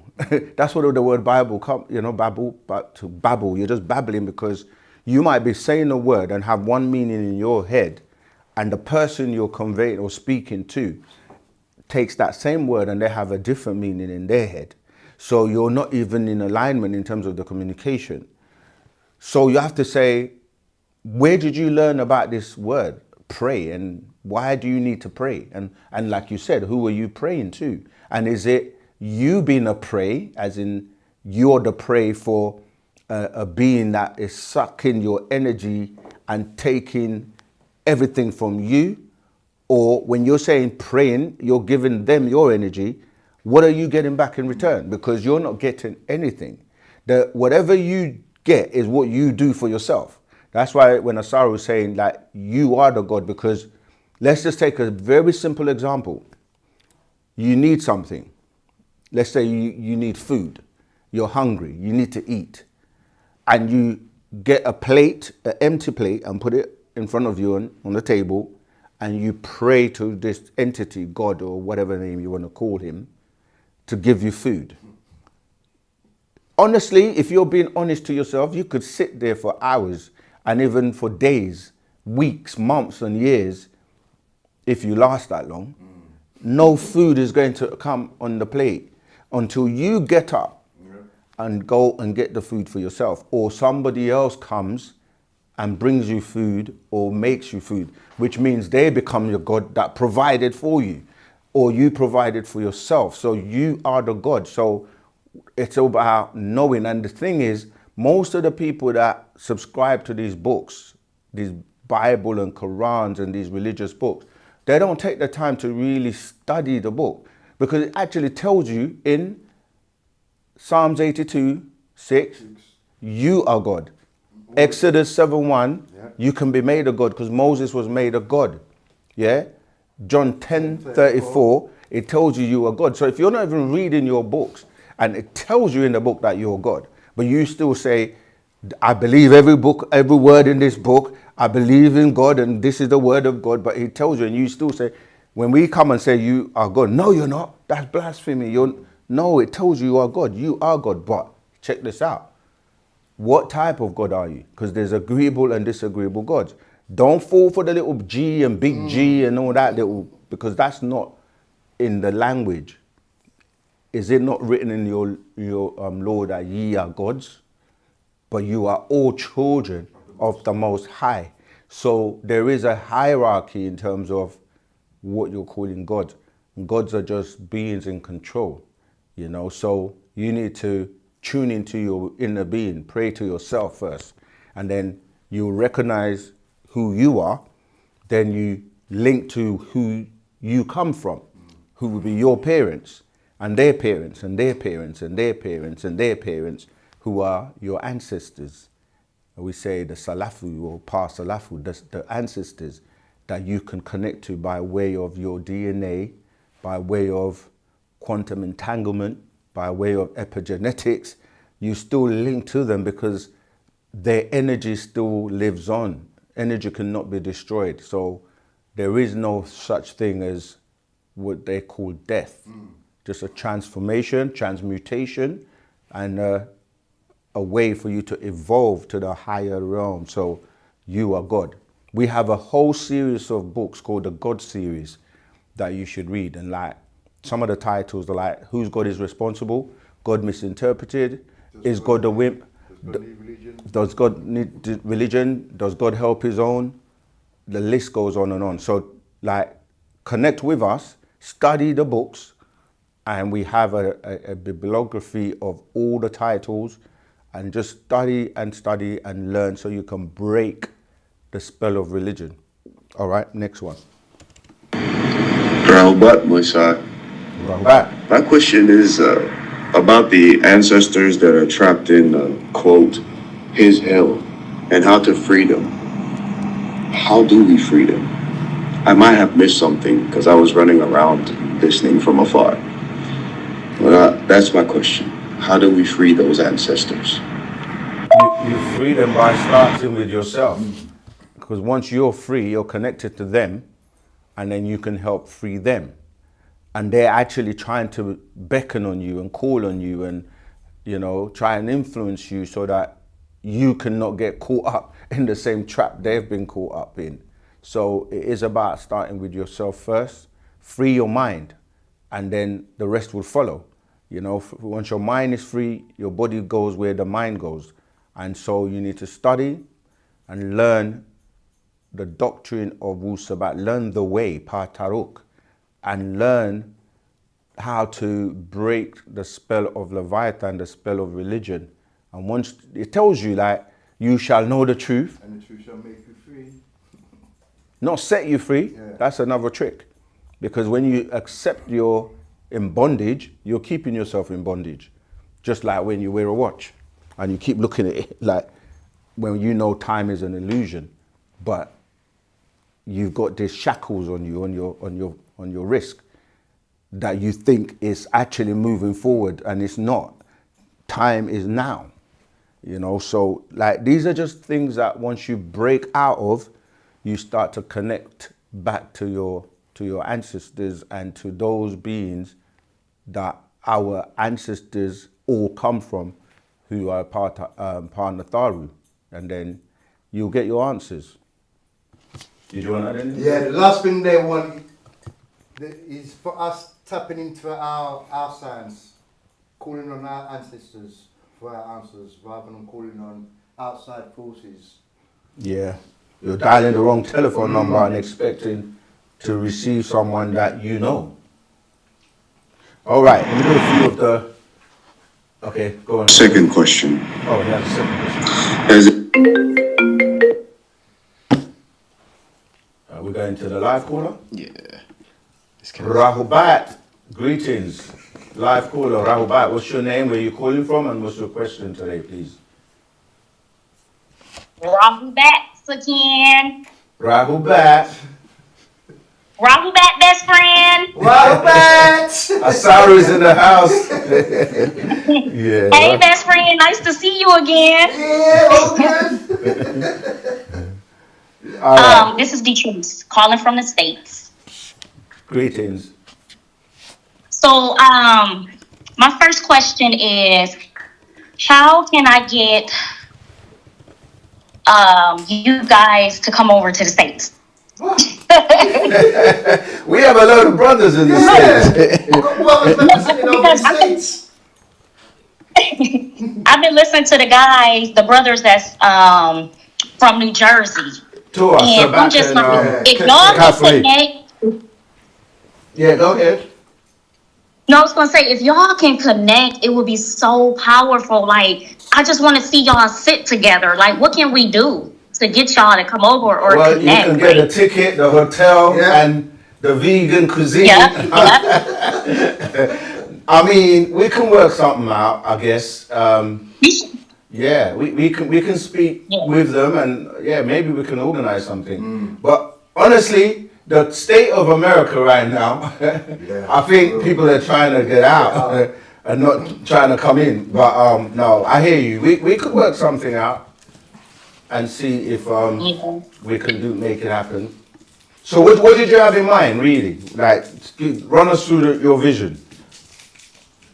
So, you know, like, the verses is like a huge thing for me. I love when y'all do verses. So I'm like, I just feel like the people in the U.S. needs to be a part of that. Oh, I got you. Yeah. So if y'all can link up with some of the brothers in the U.S., I just think it'd be dope. Like, all right. I mean, to be honest, right, the verses, we're doing it because, as you see, a lot of people are still caught up in religion and they're not. I think by doing them, we get people to think and to watch and see how the mind is being trapped. But really, we don't really do the verses as in debates and, you know, we're really about trying to unite people. But at the same time, sometimes you get people to look at themselves through the videos. And then I think, yeah, the awareness comes about. But yeah, I mean, we don't mind teaching and coming and doing classes and whatever, and the brothers are doing an excellent job over there too. So, but yeah, let's think about it. Let's ponder over it and see what they say and see how we could get something organized. Yeah. Did you have any other questions? Okay. Another question is just about mental health. Like, I know a lot of brothers and young men that's kind of struggling with mental health. So I want to know, like, is there a book that, you know, they can read or I can read from to kind of help some of these brothers that I see that's dealing with mental health? I'm talking about from the age range of 15 to like 40. Absolutely. Yeah, there is. I mean, first books I would say is The Mind and Your Potential. But the thing is that this is what we're trying to help people with, because religion has done such a terrible job in, you know, bringing about mental health issues, and not just religion, excuse me, but just like food. Yeah, food. It's like everything you've been doing you got to get rid of and give back and start afresh, because you know there are things like parasites in the body that are controlling the vehicle or the vessel, that people crave to do things that are not really coming from them, like these spirit forces and entities that have possessed a lot of people, that you got to, what we call it, they do an exorcism to get rid of. And all of this is possible by just studying the doctrine of Wu-Sabat and then applying it. That changing, that's what the master said, clean yourself inside out. In fact, we're getting ready to do a fast, the bringing in, you know, the summer solstice, where we fast, and part of the rituals of cleaning ourselves inside out. So, yeah, those 2 books and a million other books, well, 1,000 other books, are available for people. But I would say the mind, your potential, and a lot of the actual facts, because like the proof, there's an actual fact called the proof by partner by Yanun, because imagine in your mind you've been thinking the same thing for hundreds of years or thousands of years, that you think is actually real and true, and it actually isn't.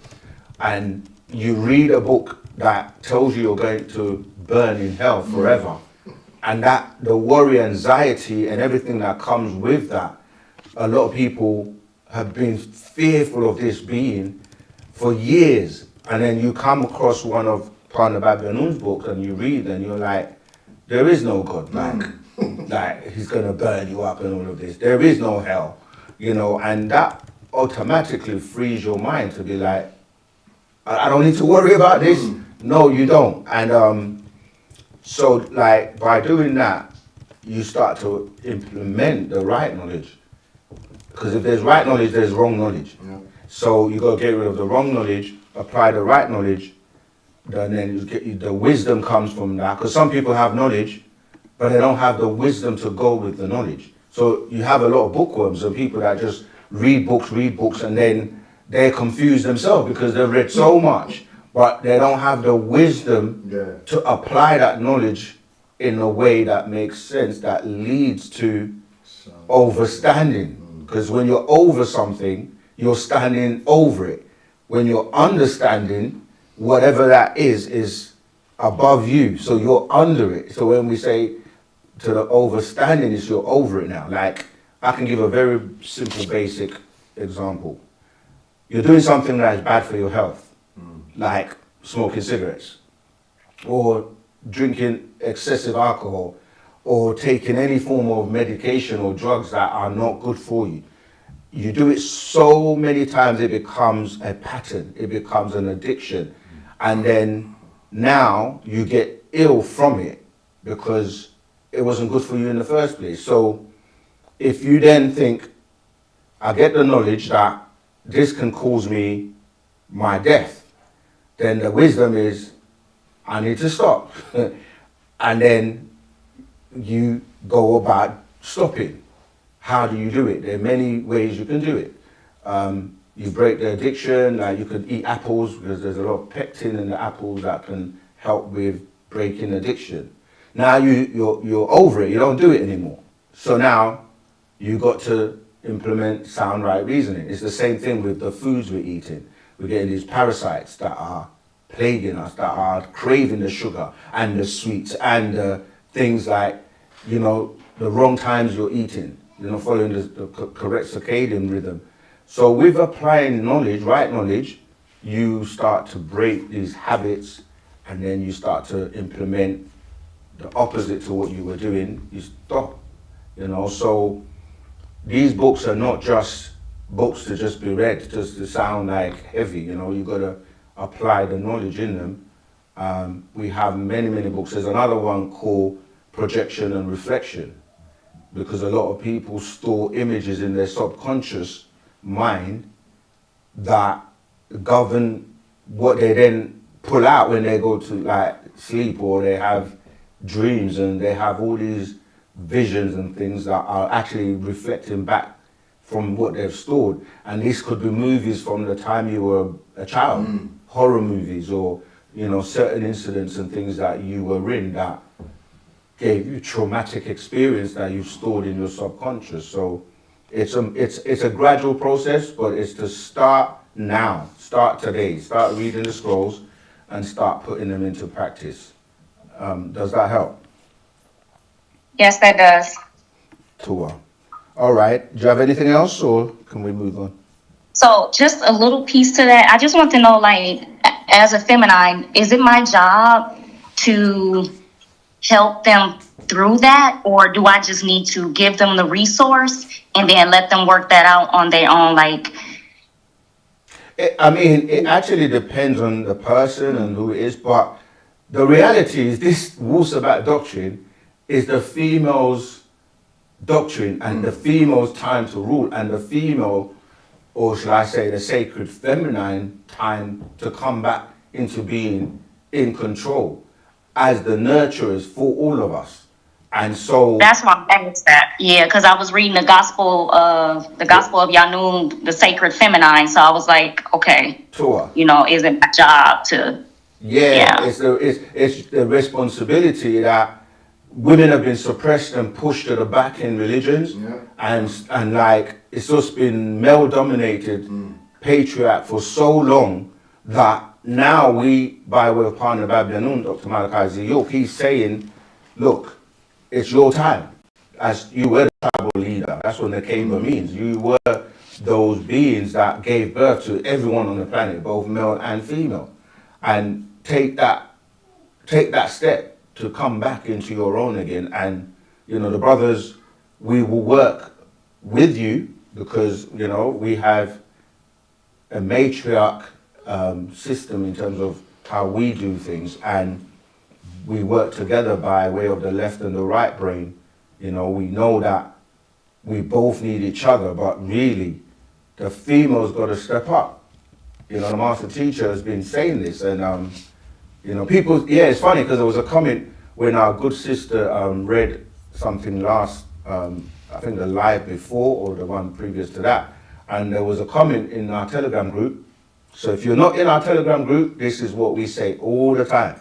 Join the Telegram group, because we carry on the conversations from the lives, from the classes, and you can continuously ask questions. And we have many brothers and sisters, both sisters that are great teachers in the group that answer questions too. But the point I want to make is that someone was saying like, we suppressed the sister. We didn't. She did what she wanted to do. She read it and she was happy and she stopped when she wanted to stop. But there's this misconception that the male, because you see a lot of the brothers teaching that there aren't any really good female or sacred feminine teachers. There are plenty. They just got to decide and step up when they want to, when they're ready. And it's not us. We are not stopping any of them from stepping up and teaching. So some are, and so if you have that calling and you're feeling that within you, of course you still have to study like everyone else. We all study, so you know what you're talking about. And there are certain subjects to do with, things that men have never experienced that a female needs to break down. Sometimes I do get asked questions and I do my best. And even the master was like, although he's explained subjects to do with how a female has a child, he's never actually experienced that as a male. So even though he's explained it many times, he kept getting asked the same question. And he was like, you know what? It dawned on him that a female has to explain it. And it's the same way we feel sometimes when we get asked questions and we're like, well, we do our best, but really the females need to step up.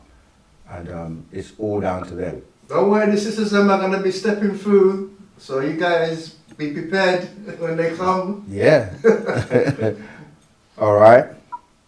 Alrighty. Thank you guys so much. You're welcome.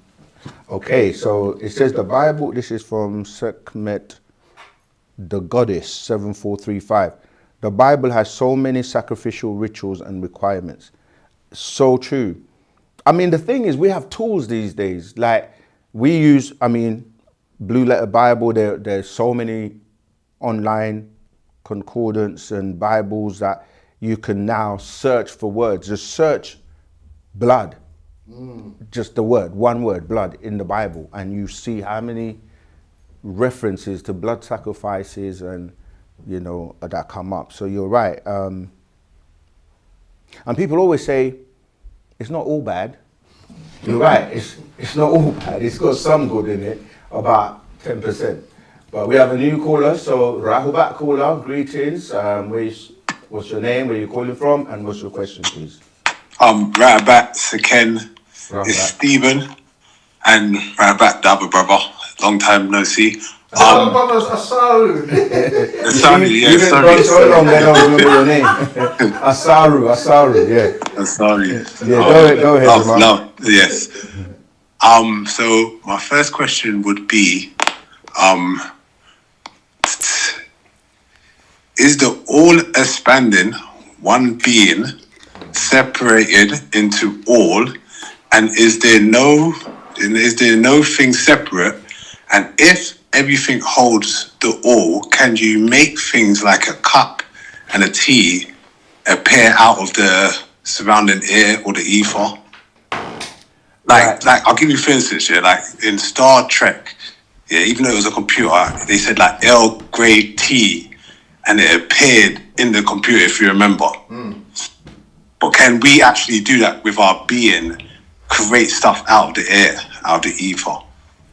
Okay, the first problem is the English language. Because when you start asking the question, it confuses you. Because when we say, you have to look like you know already, things are separate.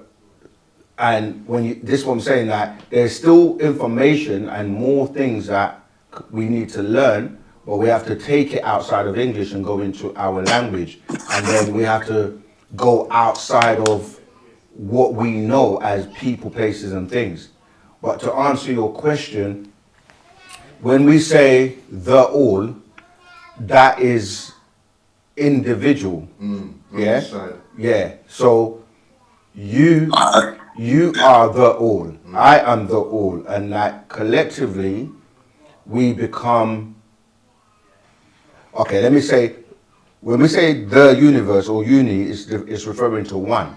Because things start off with let's say nothing separate, a source, and then it spiral outwards and it's expanding. Yeah. So even you started off a lot smaller as a sperm, which is like a tadpole, and then you grew and expanded.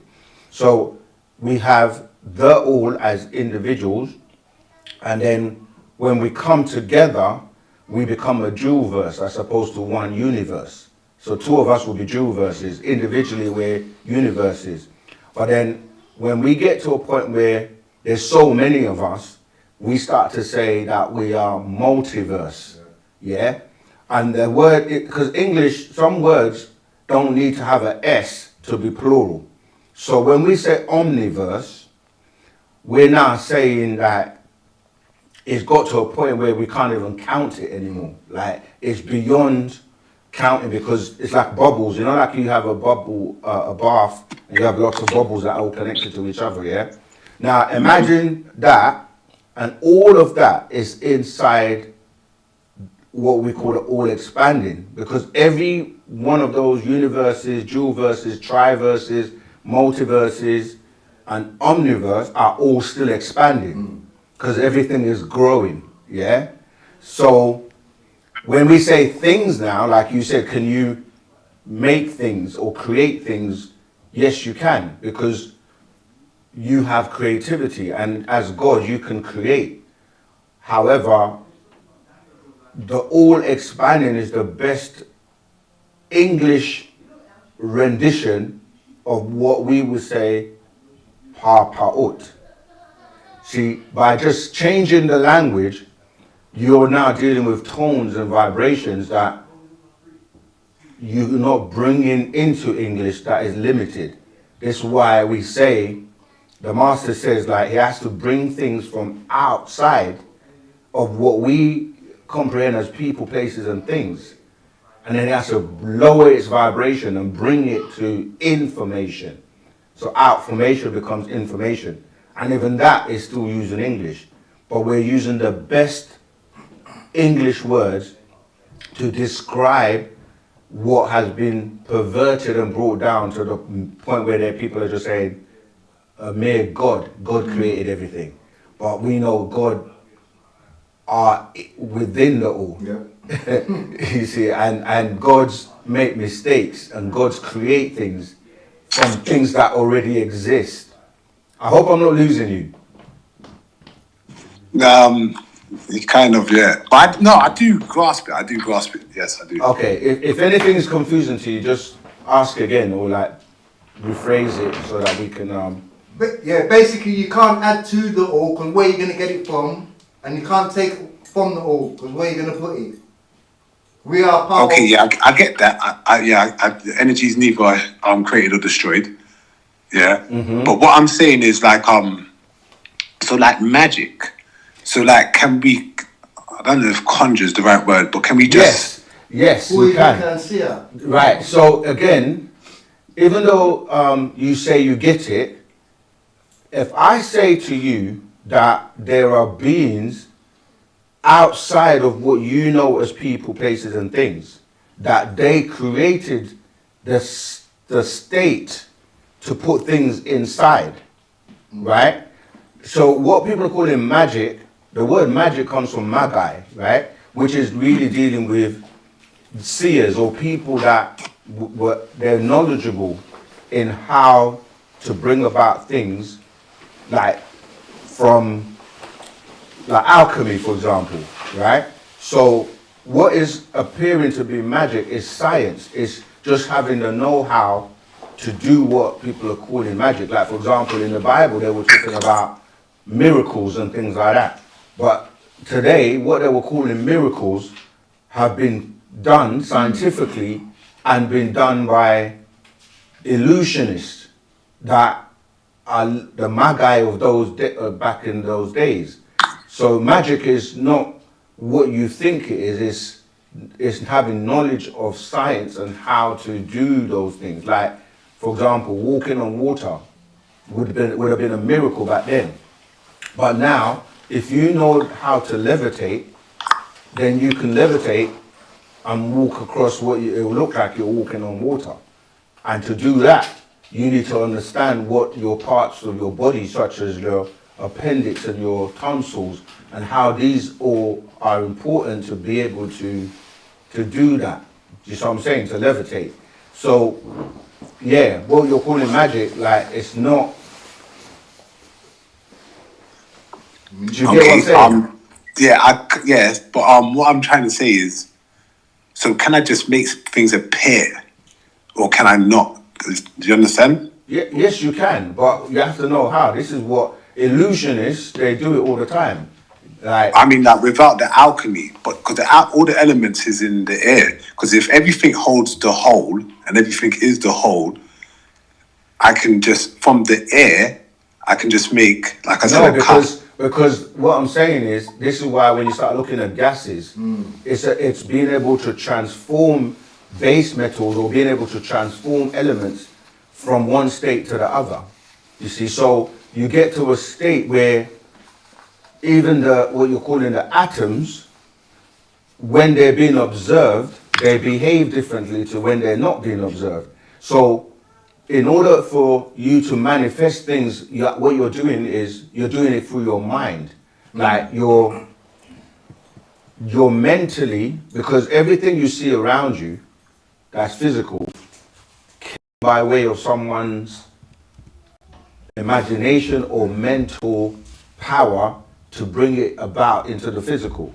So and then they had to use elements that are already here to create it. Right. But what I'm saying is, put it together. When you start looking at the elemental chart, yeah, where you would originally have started from hydrogen, coming down more like less dense to, like, as you say, adding more atoms to make things become more solid. But when you go the other way, they go to the etheric realm, which they're becoming less and less and less than what they are. So you're subdividing. So what I'm saying is, yes, you can, but to bring it from let's say, a gaseous state. This is why, okay, look at water, for example. Water is a great example, and the master has started teaching us how water was brought to this planet. But most people have never really, really considered that water was put together, because when you look at water, you say H2O, right? Which is what, taking hydrogen atoms into oxygen to make what you're calling water. Even though you're saying it's tangible, it transforms from a gaseous state to a liquid state to a physical state when you change the composition of the molecules. And you do that, for example, by applying heat. Yeah? Applying heat to the liquid, it's going to make it what? Become vaporized.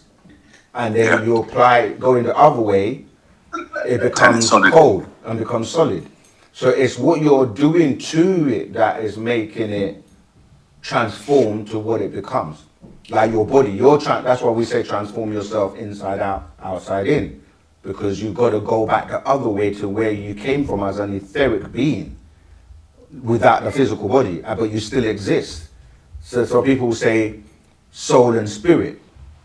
But in that form, you exist, but you don't use the physical body like you need it in this environment, because you're now governed by completely different laws of science. You follow? So you can see, but not with these eyes. Yeah. Okay.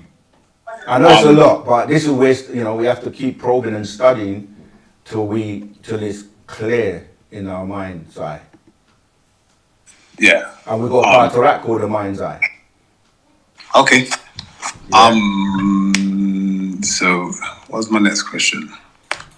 I know that was a lot. Yeah, I think I have to watch it back. Yeah, definitely. Sure. So, because I write these down, so I'm just gonna read out what I wrote. Take your time. Okay.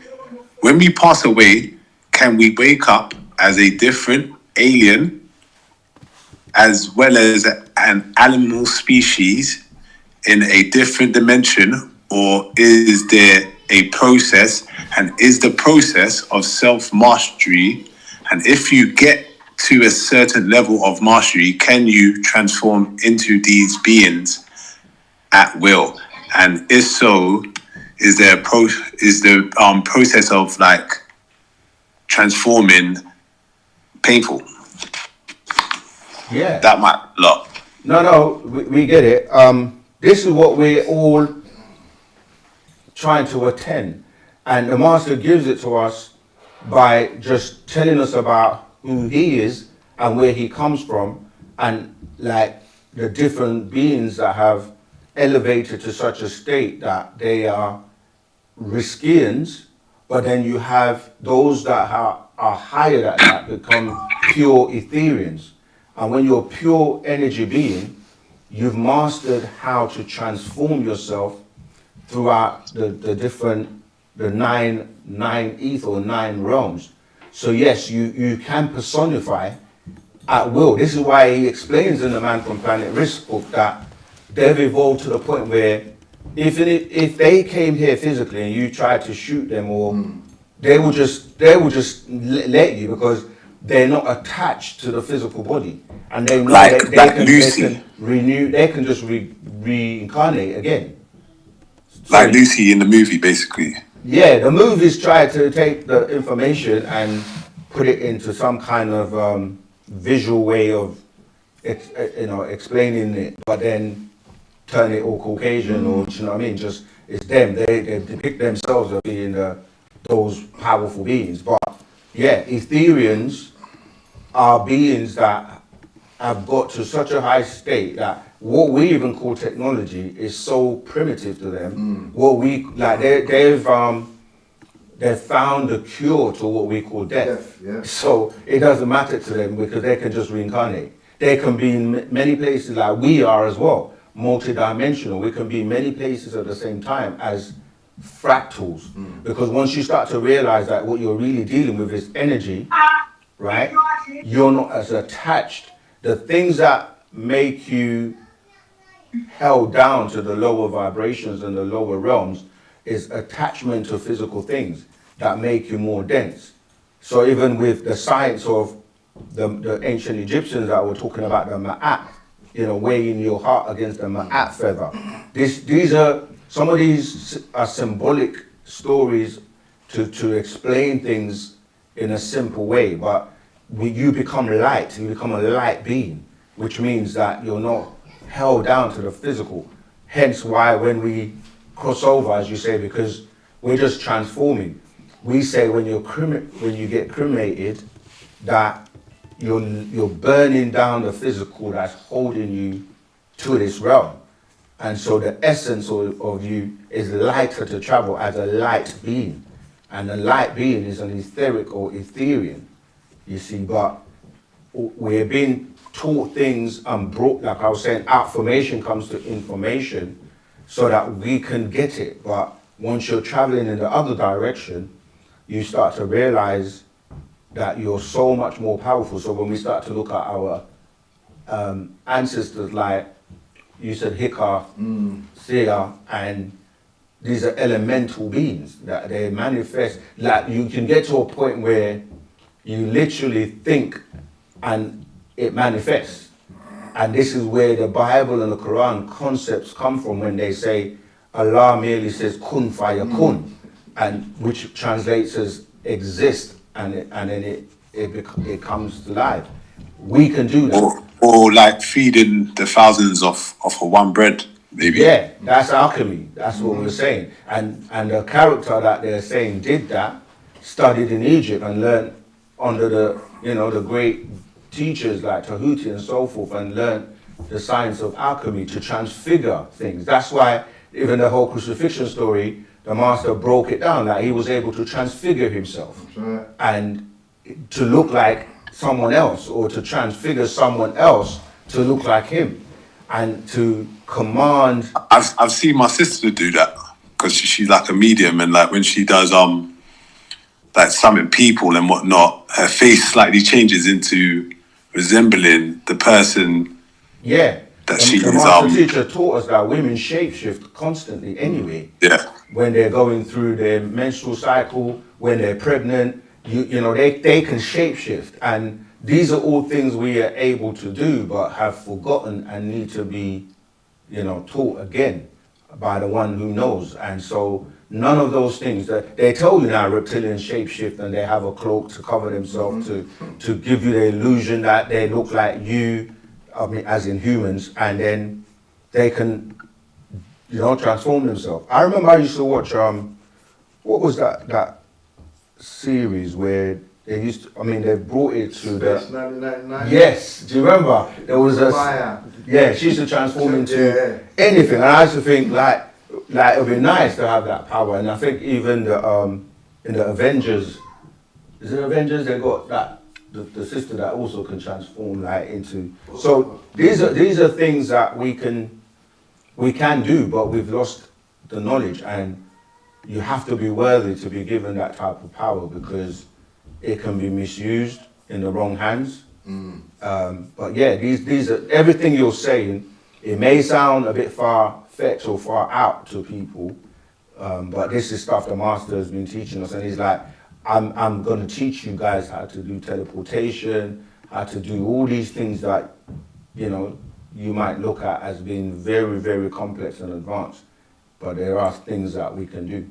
But we have to be worthy and to receive our barythry gland and to receive certain things and knowledge to make us able to be those great supreme beings that we're supposed to be. Does that help? Okay. So, the last one, please. Yeah. Yeah, go on. So, this is creation, what we're in, I'm guessing, and are we in a simulation? Like, is it like super AI on super AI on super, just like going back millions, billions of years, and are we trying to mimic? And is it like a cycle? Is that what happens? We're like, then we come into AI, and then we go into the simulation, and then so forth and so forth, if that makes sense. Does it make sense? Yes, it does. It's a bit of both. So you have beings that have advanced to the point where, when we keep saying this planet is planet ET, some of these beings, like the archons and certain beings, that the planet has been passed over in terms of rulership to different extraterrestrial beings, like, Andromedans, archons, and like their technology has been partly to put, we're in a matrix, and so, but this has been broken. The good news is that this has now been broken as of the year 2000 AD, where there's technologies that the planet was like a prison. Because I remember in one of the old recordings, the master was saying that you are all assigned to a prison. Earth is a prison. You've been sent here to learn how to get back out of here.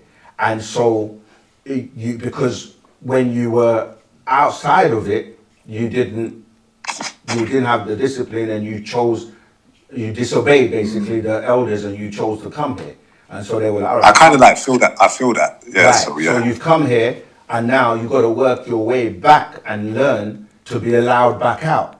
And so, yes, there's some of these extraterrestrials, they've created or superimposed, because it's a grid, it's like an energy grid. When you start to talk about the ley lines of the planet and the different kind of like energy points, like, and there are spheres that are surrounding the planet, to the point where you can't leave or get out of it unless you know the way, you know how to use the technology. Like, even when they're launching rockets, if they don't know what to do, and the complexity of, because remember that if you're spinning, like a wobble, right, which is known as the nutation rate of the planet, and then you're also in orbit going around the sun at tremendous speeds. Like, if you were, it's almost like if you're going on a merry-go-round. Remember we used to go to the park, go on a merry-go-round, and it's like you try to jump off. If you don't know what you're doing and you don't jump off with the trajectory in a way that you don't fall, you're going to fall. Yeah. So it's the same thing, that they've managed to quarantine this planet for beings not to be able to get out of here. But if you know what you're doing, you can open wormholes and open portals, and you can set off on a trajectory, and you need to know exactly how to time it to where the opening is going to be for you to get out. This is why they don't. Is outside of it like a simulation then as well, or is it more real? Like, you can find the atom, you can actually find. Do you know what I'm saying? You can find what things are made of, if that makes sense. Yeah, that's what I'm saying. That the things that are made, or where they say created, are created from things that already exist. And our ancestors and there are beings outside of what you're calling reality, which is not real reality. It's like you think you're alive now, but you're actually dead and waiting to be alive. So, to answer your question, everything has been turned back to front. But the master teacher is here, and he knows the way. That's one of the things, like, they're trying to figure out and find out the way. They want the secrets. And obviously he's not giving them. He's only going to give those who are worthy, because the rest have to be imprisoned here. So, but when these gates open, the gates open 3 a.m. every night for some beings that are supposed to leave to get out. But of course, it's like an immigration control where some slip in. and now they're using like CERN, thank you. Like, they're using CERN to open, portals, and beings are coming in. They've actually torn the fabric of space, matter, and time. So yeah, there's a lot of shadow beings coming through. So much is going on, and so your questions are not crazy. I didn't think it was. Yeah. But to some people, they're like, this guy is cuckoo. But we've been teaching this stuff for years by way of Partner Babyanun. You can go back and read books like Science of Creation, Man from Planet Risk, there's so much information he's been trying to break down for us, but we're slow. he spent 30 years just trying to get us out of religion, and now we're trying to use this last 30 years to the year 2030, and people are still asking questions about religion, and we're trying to get to those higher levels of formation, and by obviously 2060, it's a wrap if we don't get out of here. And so, yeah, great questions. Okay, thank you. Can you just give me a chant that will just help raise my frequency? Well, Maybe? we have many chants that we do, and if you're part of the Telegram group or you attend classes or come to the stores. What would be a good day to attend the classes? Saturday. We have many classes, so yeah, we always encourage everyone, wherever you are in the world, go to your local stores and interact and mingle with the people there, the teachers and the family, because not everything we teach publicly. Okay, yeah, of course. Some secrets have to remain sacred. Yeah. Okay. All right. I appreciate it. Thank you very much. No problem. Okay, bye. Wu-Sabat. All right, Wadu. All right, I've got Trevor Umbutuma. Second, I found it so surprising when I tell people that we were seeded into waters by the dolphins, but the same people believe that Jonah was swallowed by the big fish and remained for days. Yeah, it's funny. That's what we say about the spell. First of all, you wouldn't survive in the belly of a whale because of the acid will kill you. But in terms of when we say it, right, we have to remember that we're saying that, wow, it's out of time already, the seed or the material to germinate and begin life was what we're saying was put into a capsule and put into a dolphin. Not that we were in the dolphin like the Jonah story. So we have to be very clear. It's that, but remember, this was a water planet at that time, and there were many beings already in the waters, many advanced extraterrestrial beings. So we're not saying, we're talking about in our present form where we then had the genetics of as Nagaru from the Natharu, and then we evolved through the waters and came onto land. So it's the material that makes you up, or the genetic material. So that's what we're saying, not that we were actually inside dolphins. Rahubat. Rahubat. Muisar. Rahubat. Pertaining to what you were saying about the secret doorways, portals, is that like one reason why they kidnapped Baba Yanun? Sure, absolutely. Yeah, because remember that they want the secrets. They want to know.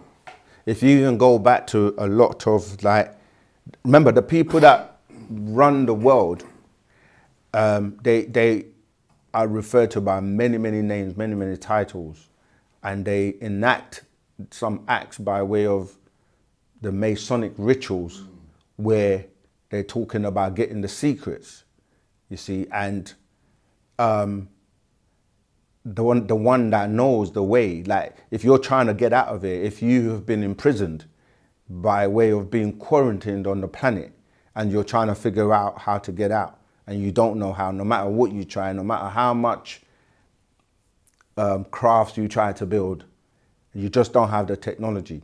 Because to travel light years, to even travel interdimensionally or intergalactically, you need to have certain knowledge. And this is what the extraterrestrials have. And they've tried to re-engineer their crafts, but they don't realize that the crafts are symbiotic. So you merge with them. So, and they create technologies like the worm, the bubbles that they are inside. So they create a different environment to be in that it's not subjected to the laws of gravity on this planet. They've been so advanced. They use blast electricity. They use so much technology that is literally thousands of years ahead. And so when he's saying I'm an extraterrestrial and I've come from a planet called Risk and describing that it's a tri-solar system in a galaxy known as Ilion. Like, because they have not been able to do this, they say you are nuts. But then there are other beings that have come here and they've crashed, or they've, you know, discovered their bodies, or they've actually come to have meetings with people in control, like presidents and prime ministers, etc., etc. And so they like, remember, they made out that the Nagaru were the worst of, we weren't even humans at one point, you know? Yeah, so to find out that it's actually the opposite, that everyone comes from us by way of the DNA and the genetics, that most of the intelligence in terms of the pyramids and things that have been built on the planet, our ancestors, they're digging up and finding DNA, and then here's one saying he's an extraterrestrial, he's the most intelligent being, he's written over 1,000 books covering every subject, talking about extraterrestrial life and breaking it down like nobody else has. And he's just a mere nobody, according to them. So over the years, everything he says comes to pass, because with time, with new discoveries, you get to learn more. We're more knowledgeable now because we're in the information age, and a lot of things are becoming clear. So yes, they realize he is and was talking the truth all along. And so instead of embracing him, they just try to suppress. But regardless, the time is coming where he will be amongst us. I don't know if you want to add. You got a caller? Rahobat caller, greetings. What's your name, where you calling from, and what's your question for today? Rahobat, Sakin, and Asaru. It's great seeing you, Asaru. This is Rita from California. Hey, Rita. How are you both? Good. Doing our best. Good. Well, so I had a question based on the previous caller. When you mentioned something about, I want to paraphrase it correctly, but when you're talking about the body and, you know, kind of being beyond mentally, you know, the physical aspects, you know, being in 3D and being within the body and just really focused on self-mastery. When it comes to emotional states and you kind of look around, I'm very optimistic, but in life I'm also seeing the atrocities and, you know, learning, you know, even more about the history, which I felt existed, but now it's really coming, you know, into light. And speaking with you all as well, it's like, how do you, you know, emotionally, I don't want to say detach as if no longer caring, but how do you manage and your emotional states when seeing those things around you? You know, my thing is always wanting to, you know, not do the religious thing and just pray upon it. I don't even believe in that. I believe that, you know, there's another way, and kind of assisting, you know, individuals when I can. And I'm just wondering, how do you manage the emotional aspects with what we experience today? Well, basically with me, anything negative I try to convert into positive. Marty said that once we in a state of godliness, we were able to take the negative energy and then convert it into positive. Rather than send the negative energy out into the universe, convert the negative energy and send the positive energy out into the universe. Yeah. The harsh reality is you can't save everyone. Yes. Not all flowers blossom at the same time.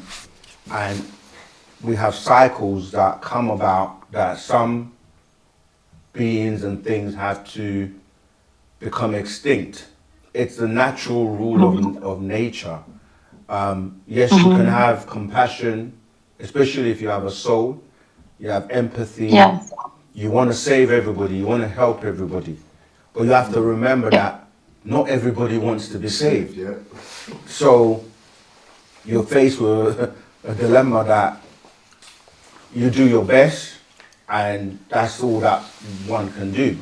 And yes, you're right, you have to regulate and manage your emotions, because the reason we're in the state we're in a lot of the times is because of beings manipulating our emotions, because we're caring, because we're kind, because we want to help. And that's part of what leads us into the hell that we find ourselves in, because even looking at just in Africa, opening our arms and trying to like help and civilize people, and it turns into us being enslaved, kidnapped. Look at the master teacher as an example. He's here to help humanity, to teach and bring about the transformation so that we don't have to deal with the chaos and the things of this world that these disagreeable beings that people calling gods have created. And even when you're teaching nothing but truth, they 60th forces or these beings find a way to turn that which is good into bad. So yeah, so you have to learn how to balance and to be able to discern and know that you can only, like they say, you can only, I always say donkey, but maybe it's a horse. You can take a donkey to the river, but you can't force it to drink. So people have to have the DNA and the genetics in them, which is the God genes anyway, to activate, to want to know.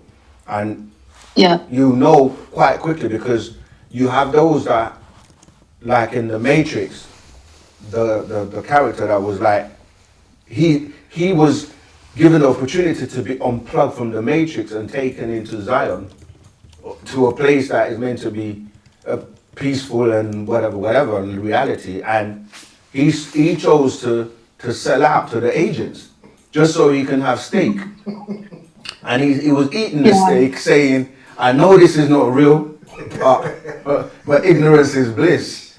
And ignorance is not bliss. Ignorance is stupidity, because you're ignoring the facts. And like, you can dig a hole and put your head in sand, but it's not going to change the reality that's happening in the world. And this is what we're trying to say to people, that you need to wake up, because it's going to get to a point where if you're not transforming yourself, you're going to be left behind and phased away with the extinction that is about to happen to anyone or anything that doesn't evolve to raise their consciousness and wake up. And I see people getting frantic on social media. They're literally just like, I can't believe, like, everything that I thought was real is a lie. You know, like, having to just come to that reality to start making the changes to you know, change your trajectory. So I feel you. Even our own family members, like, you have to detach from your son, your daughters, your wife, your husband, your aunties, your uncles, your whoever, you know, if they're not, because what can happen is when two people meet, one is taking and one is giving and one is taking. It's always going on, and you can get to a point where you're getting drained because people are taking from you, but they don't want to go the other way that you're trying to bring them into.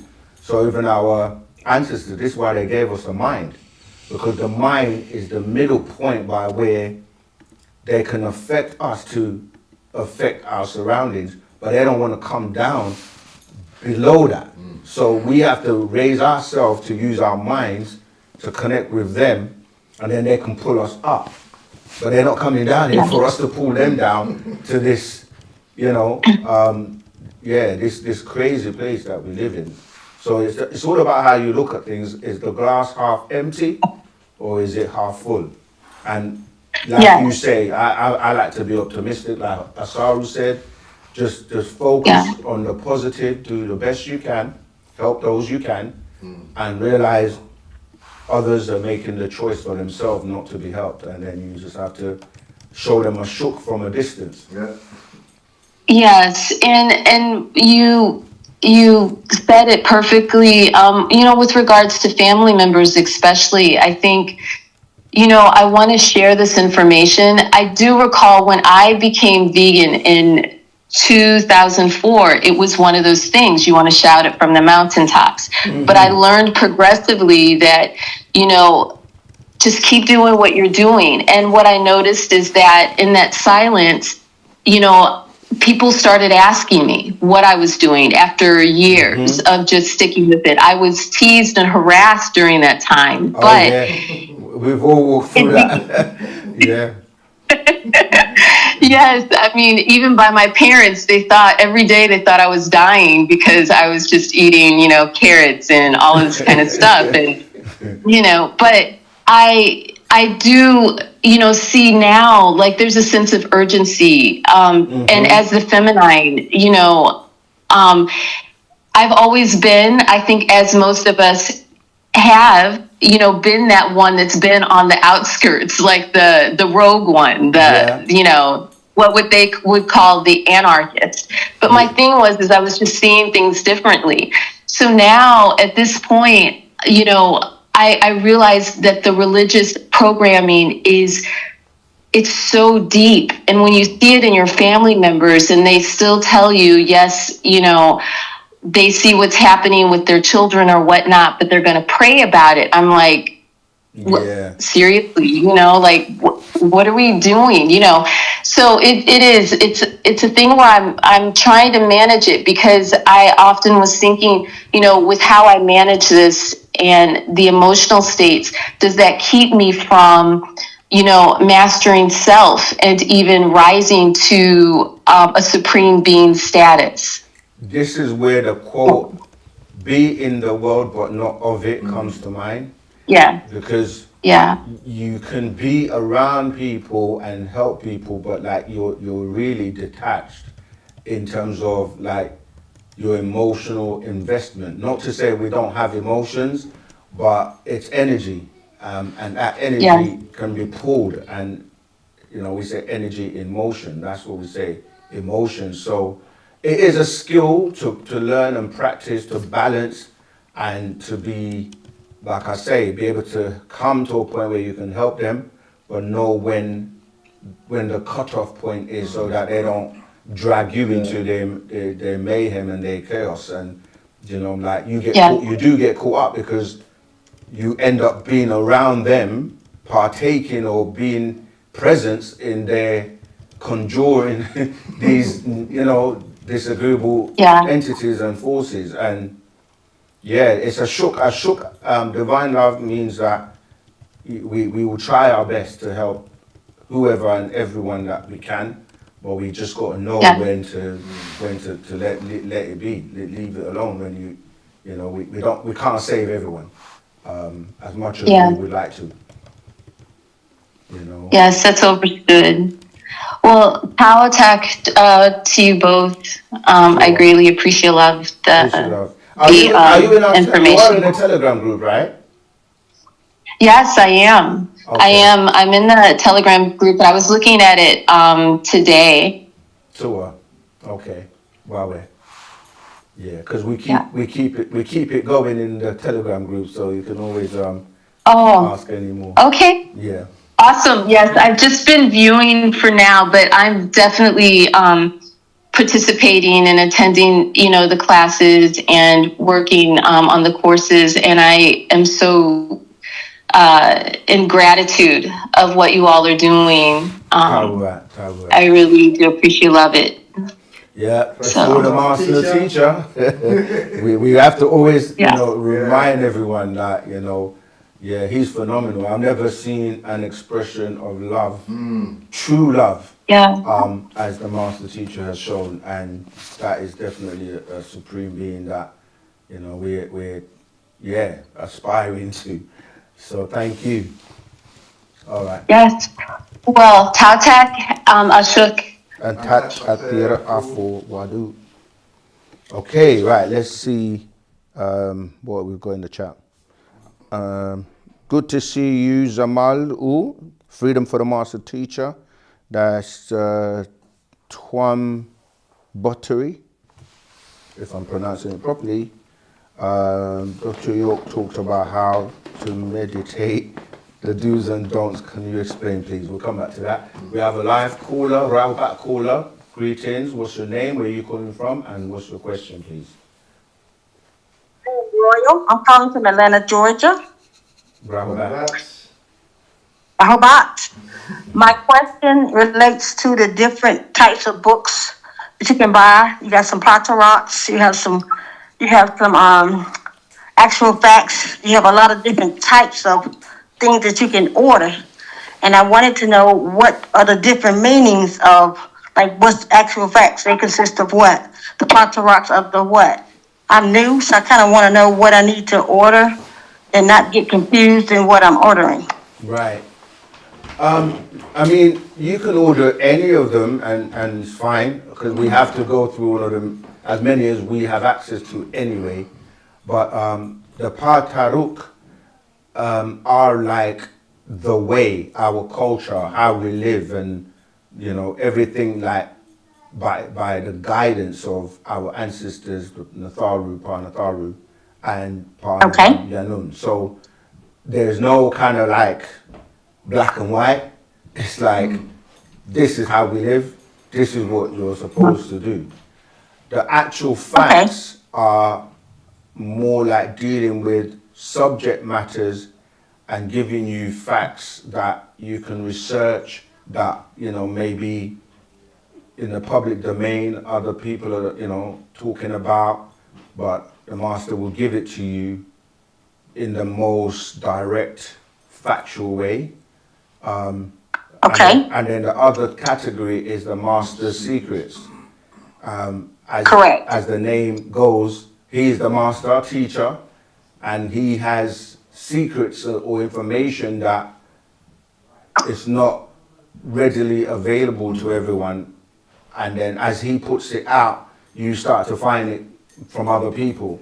But he will continue to give you some of these secrets that he knows. Like I was explaining earlier on, like he's now explaining how water was brought to this planet.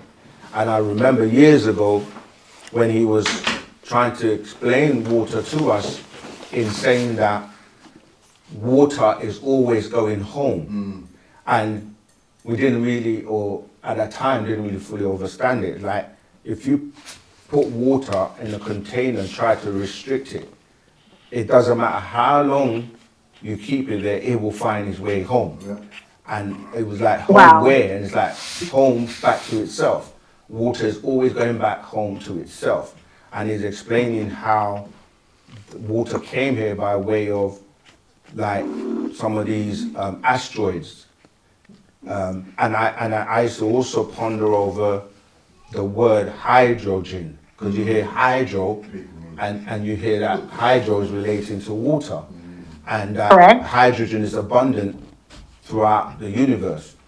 And he then explained in a Patarak called I Was There, which is here, about the hydro pygmies, you know, how they were here first and how they came or evolved by way of coming from the sun. And then, so when you start to look at water, it's actually such a phenomenon in terms of everybody needs to drink water to survive. We have to bathe in water. We breathe in air, which is actually a form of water. We are more percentage made out of water than we are anything else. The planet is more percentage water than it is what we call earth or land. So when you start to really study water and how we started to explain that it was brought here, it just takes us to a level of questioning that, you know, he's able to take us further. So these are just some of the secrets from the master. Okay. So the master secrets go into that. Yeah. I understand. Can I ask a second question? Sure. But I just wanted to finish and say that apart from those three categories, there are other books that he's written over the years that we mention all the time, like the Leviathan books, the God series books, all the books covering all religions, the books covering secret societies, books like about healthy living, books about like we were saying, Mission Earth, Man from Planet Risk. There's so many other books that were the doctrine before the hereafter doctrine, which is the three categories that I've mentioned, which are the hereafter doctrine that came after the year 2000. But there were lots of books prior to that, the Holy Tablets and all the scriptural books also that are available for people to also study. The gold, the black book, yeah. Sure. Go ahead. Well, I have a holy tablets that I have started, and I feel like if I just continue in that, I'm going to touch upon a lot of things that are in these other books. Am I on the right track? But yet to a point, because then it expired as well, as in the information had to be upgraded. So you will learn a lot, and it will, basically the Holy Tablets concluded what people were calling religion. It's expressing what they were all trying to express, but couldn't, plus more. So it's a good resource, because he mentioned a lot of things before the year 2000 that all came to pass. Yeah. And so it's still a good book, and there's some of the things that are still coming to pass, because he even has at the back of it the 7 thunders that are describing dates and times of what's going to take place between now and 2060. So it's still a good resource, but it's also expired, and you have to come over to the hereafter doctrine, which is the Master Secrets, Actual Facts, and Partarot. And you can find all of these on our UnitedSabiansWorldwide.com website, as well as the many stores around the world. Go ahead. Yes, I'm near Eyes on Egypt in Georgia, so I'm going to go there eventually. Cool. Yeah. Mm-hmm. And so I had one other question. When you talked about water, I thought I did read that it didn't used to rain here. Is that true? Sorry, I didn't hear the last part. I thought I read that it didn't always rain on the planet. Is that true? Yes, it is true. That's what we're saying, that a lot of things were brought to this planet when it was being terraformed, and the water on this planet is one of the reasons why many extraterrestrials come here. Because when NASA is telling you about other planets, they're saying that they don't have water. So they're always looking for water as a sign of life. And some planets used to have water, but they no longer have water. So when they go to Mars and they find water is like a major thing, because they're trying to figure out why are these planets now desolate and they don't have water. So because this planet does have water, and it was called a maiden of life, which is what the word Tamat means, it's flourishing in the aqua life form, and the life on the land, and the life in the air. It's got so many different atmospheres.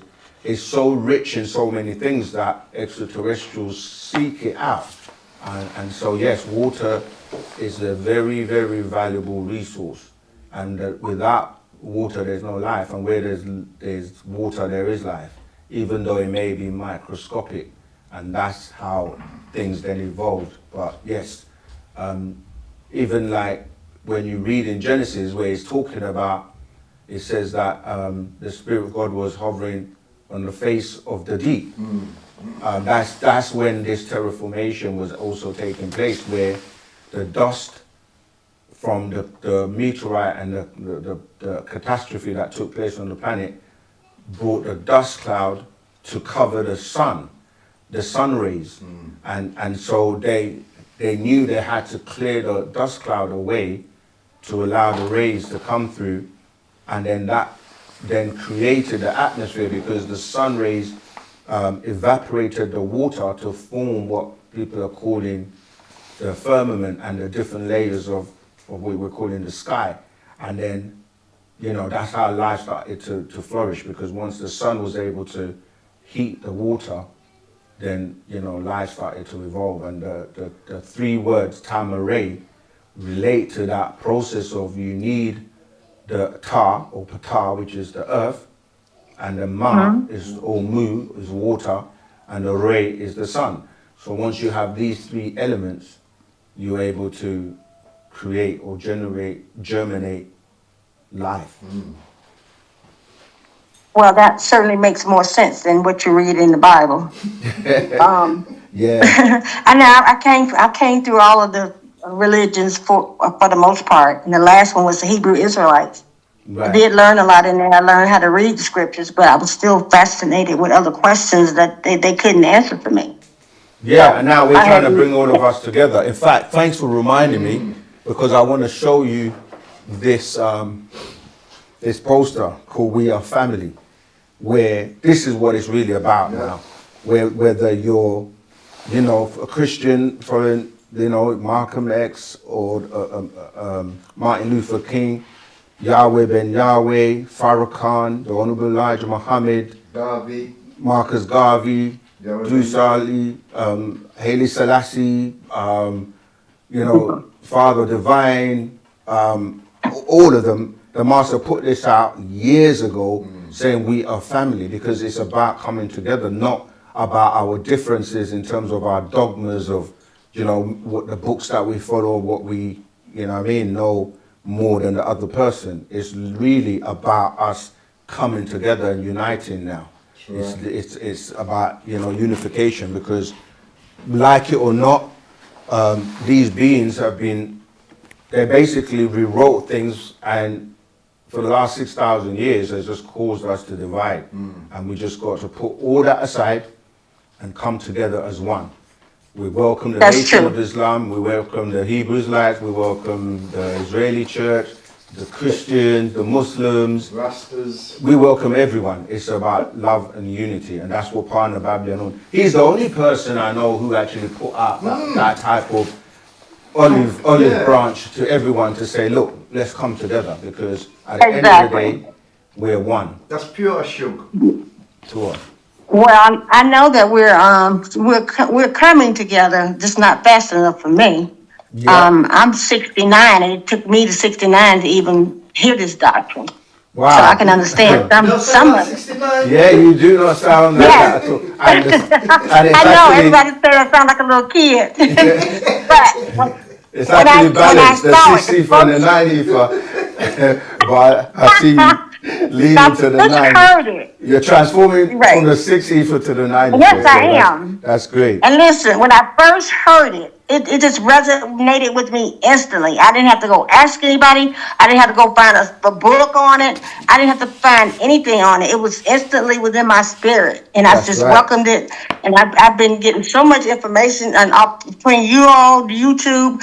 I joined OSM. I did everything I could do initially just so I could get more and more information. So I'm listening to a lot every day, all day, and sometimes I have to say, "Whoa, I've been listening for 8 hours. I need to do some other things." But I know it's so fascinating everything I hear. Yeah, it's a master teacher. I love it, and I'm so glad. It's good to be alive for me today, because I've got this information, and I can continue to grow and learn and know what to do. Absolutely. It's just I find it hard, difficult talking to my Hebrew Israelite brothers and sisters, and I finally saw a book. I said something about how questions to ask them, and I said I got to get that, because I don't know what questions to ask them to try to explain things to them. So I'm gonna start going to the class here at the All Eyes on Egypt on Saturdays, just to learn more and just to participate more, and so I can spread the word more. But I'm all in 360 degrees. I hear you all talk about that a lot. And it's beautiful, because it just shows that Wu-Sabat can reach anybody at any time. So it's wonderful to hear that. Welcome. Yeah. Never too old to learn something new. That's right. Yes, that is a true statement. Well, I appreciate it. I'm going to yield and continue to listen, but I wanted to get some questions answered. All right.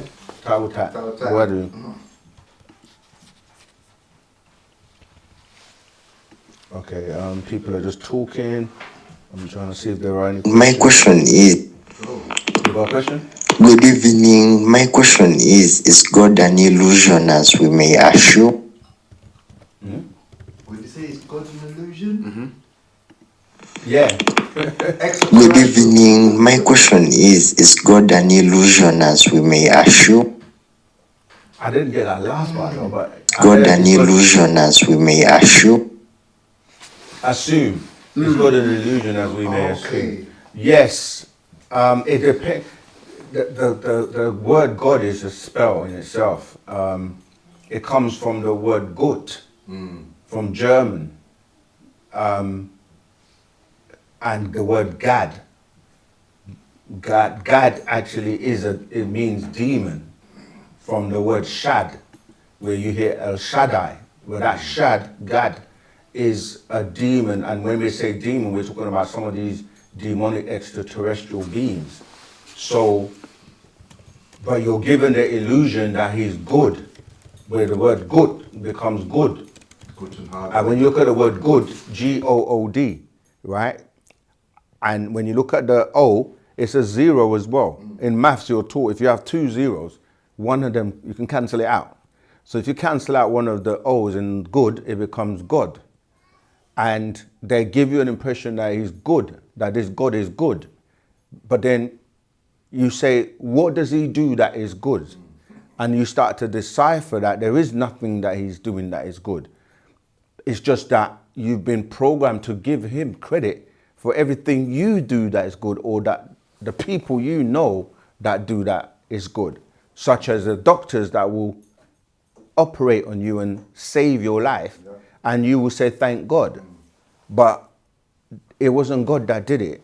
But then the people will say, well, it was God that made me do it.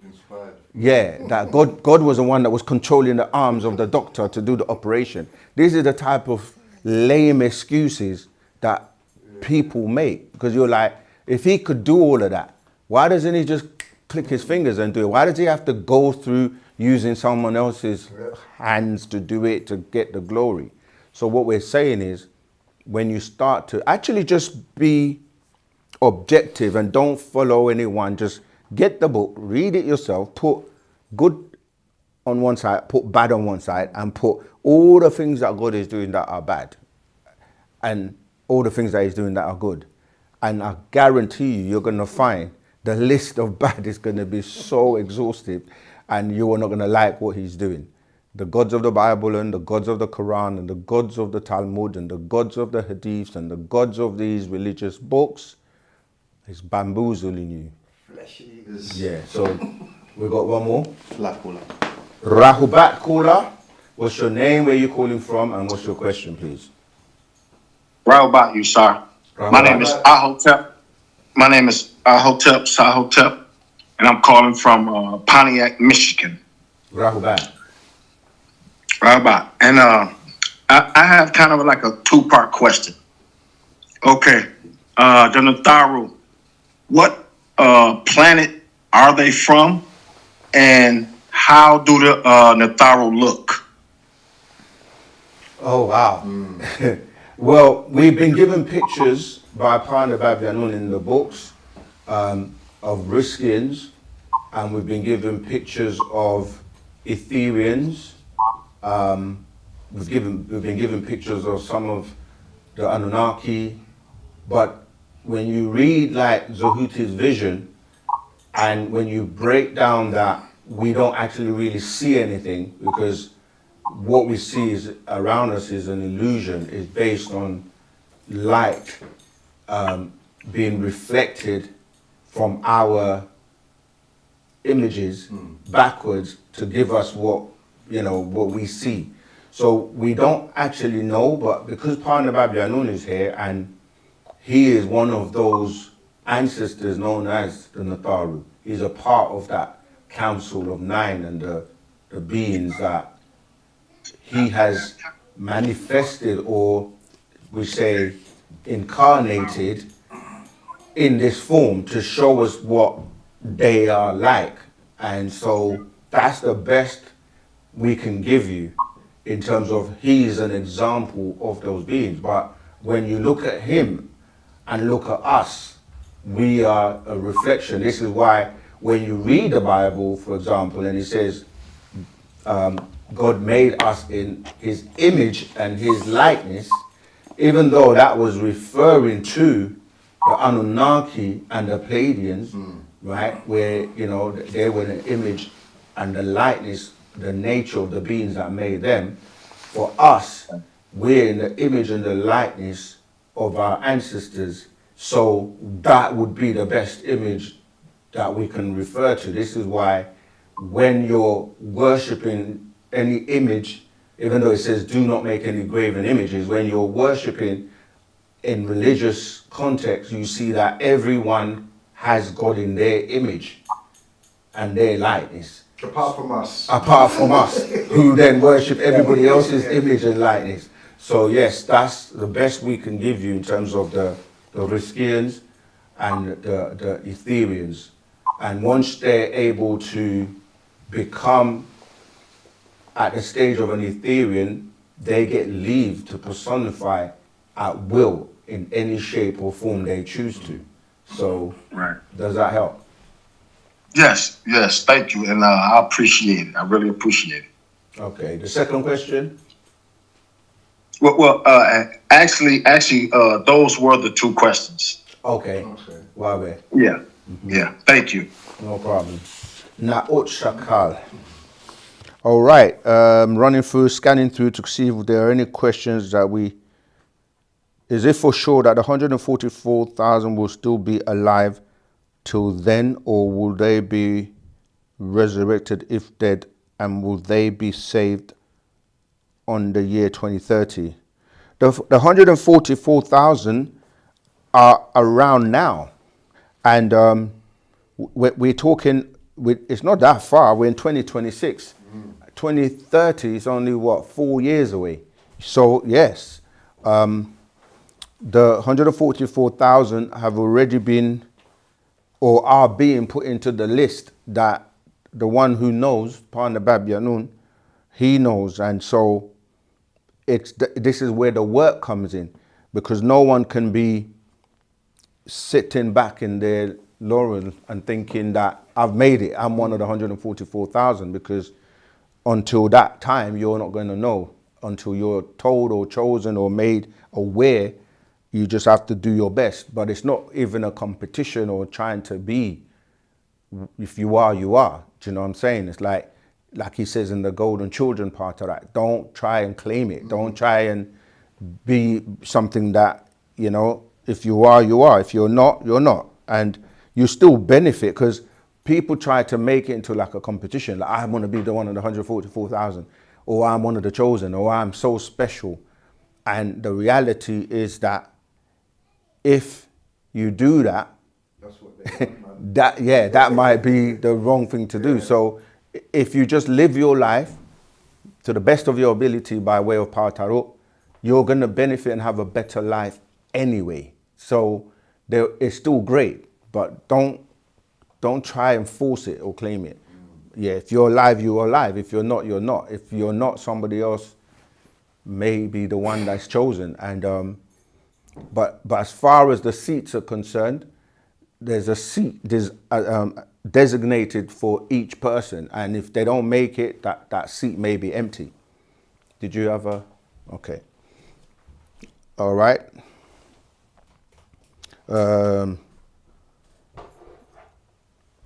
Okay, I don't see anything else.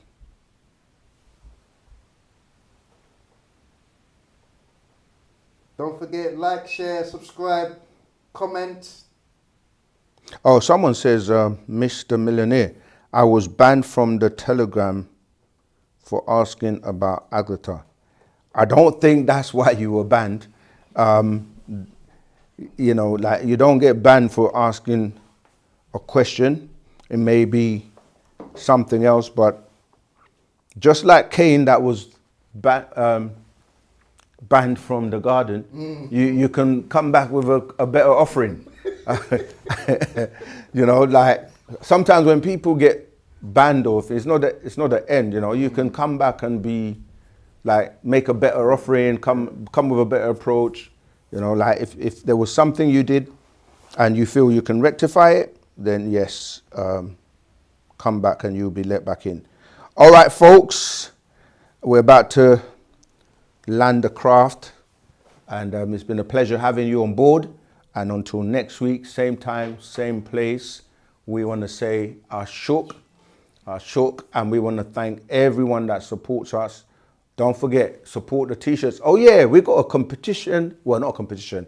We've got, well, I guess English words, it's hard to think of another word, but we want you to take a picture of yourself wearing one of our t-shirts from OSM Vision, and send a picture in, and the cutest, best pictures, you know, we'll get a prize. You know, we'll give you something else, maybe another t-shirt or a scroll or something. So might do a necklace. Yeah, there's so many things, so much stuff we can. So yeah, summer's coming, and we're also getting ready for the fast, the cleanse, the 9-day fast for those who want to really cleanse themselves inside out for the summer solstice. So, you know, that helps with the mind as well, because fasting is not just about abstaining from food.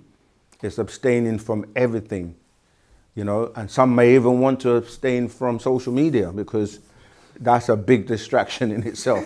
Abstaining from sex, from alcohol, from, you know, just to get yourself, your mind, and in tune with yourself. So yeah, for those who really want to do that, make sure you join the Telegram group so that we can give you the information, all right? But to everyone who supports us in any way, whether it's sharing, liking, subscribing, becoming a member, buying a t-shirt, buying a book, a scroll, anything that helps us to continue to do the work we do, we want to say appreciate love to you. And most of all, let's get Partner Babyanun home. That's right. Yeah, and you know, it's going to take it to a level that no one on the planet can. So much as shook, wadu.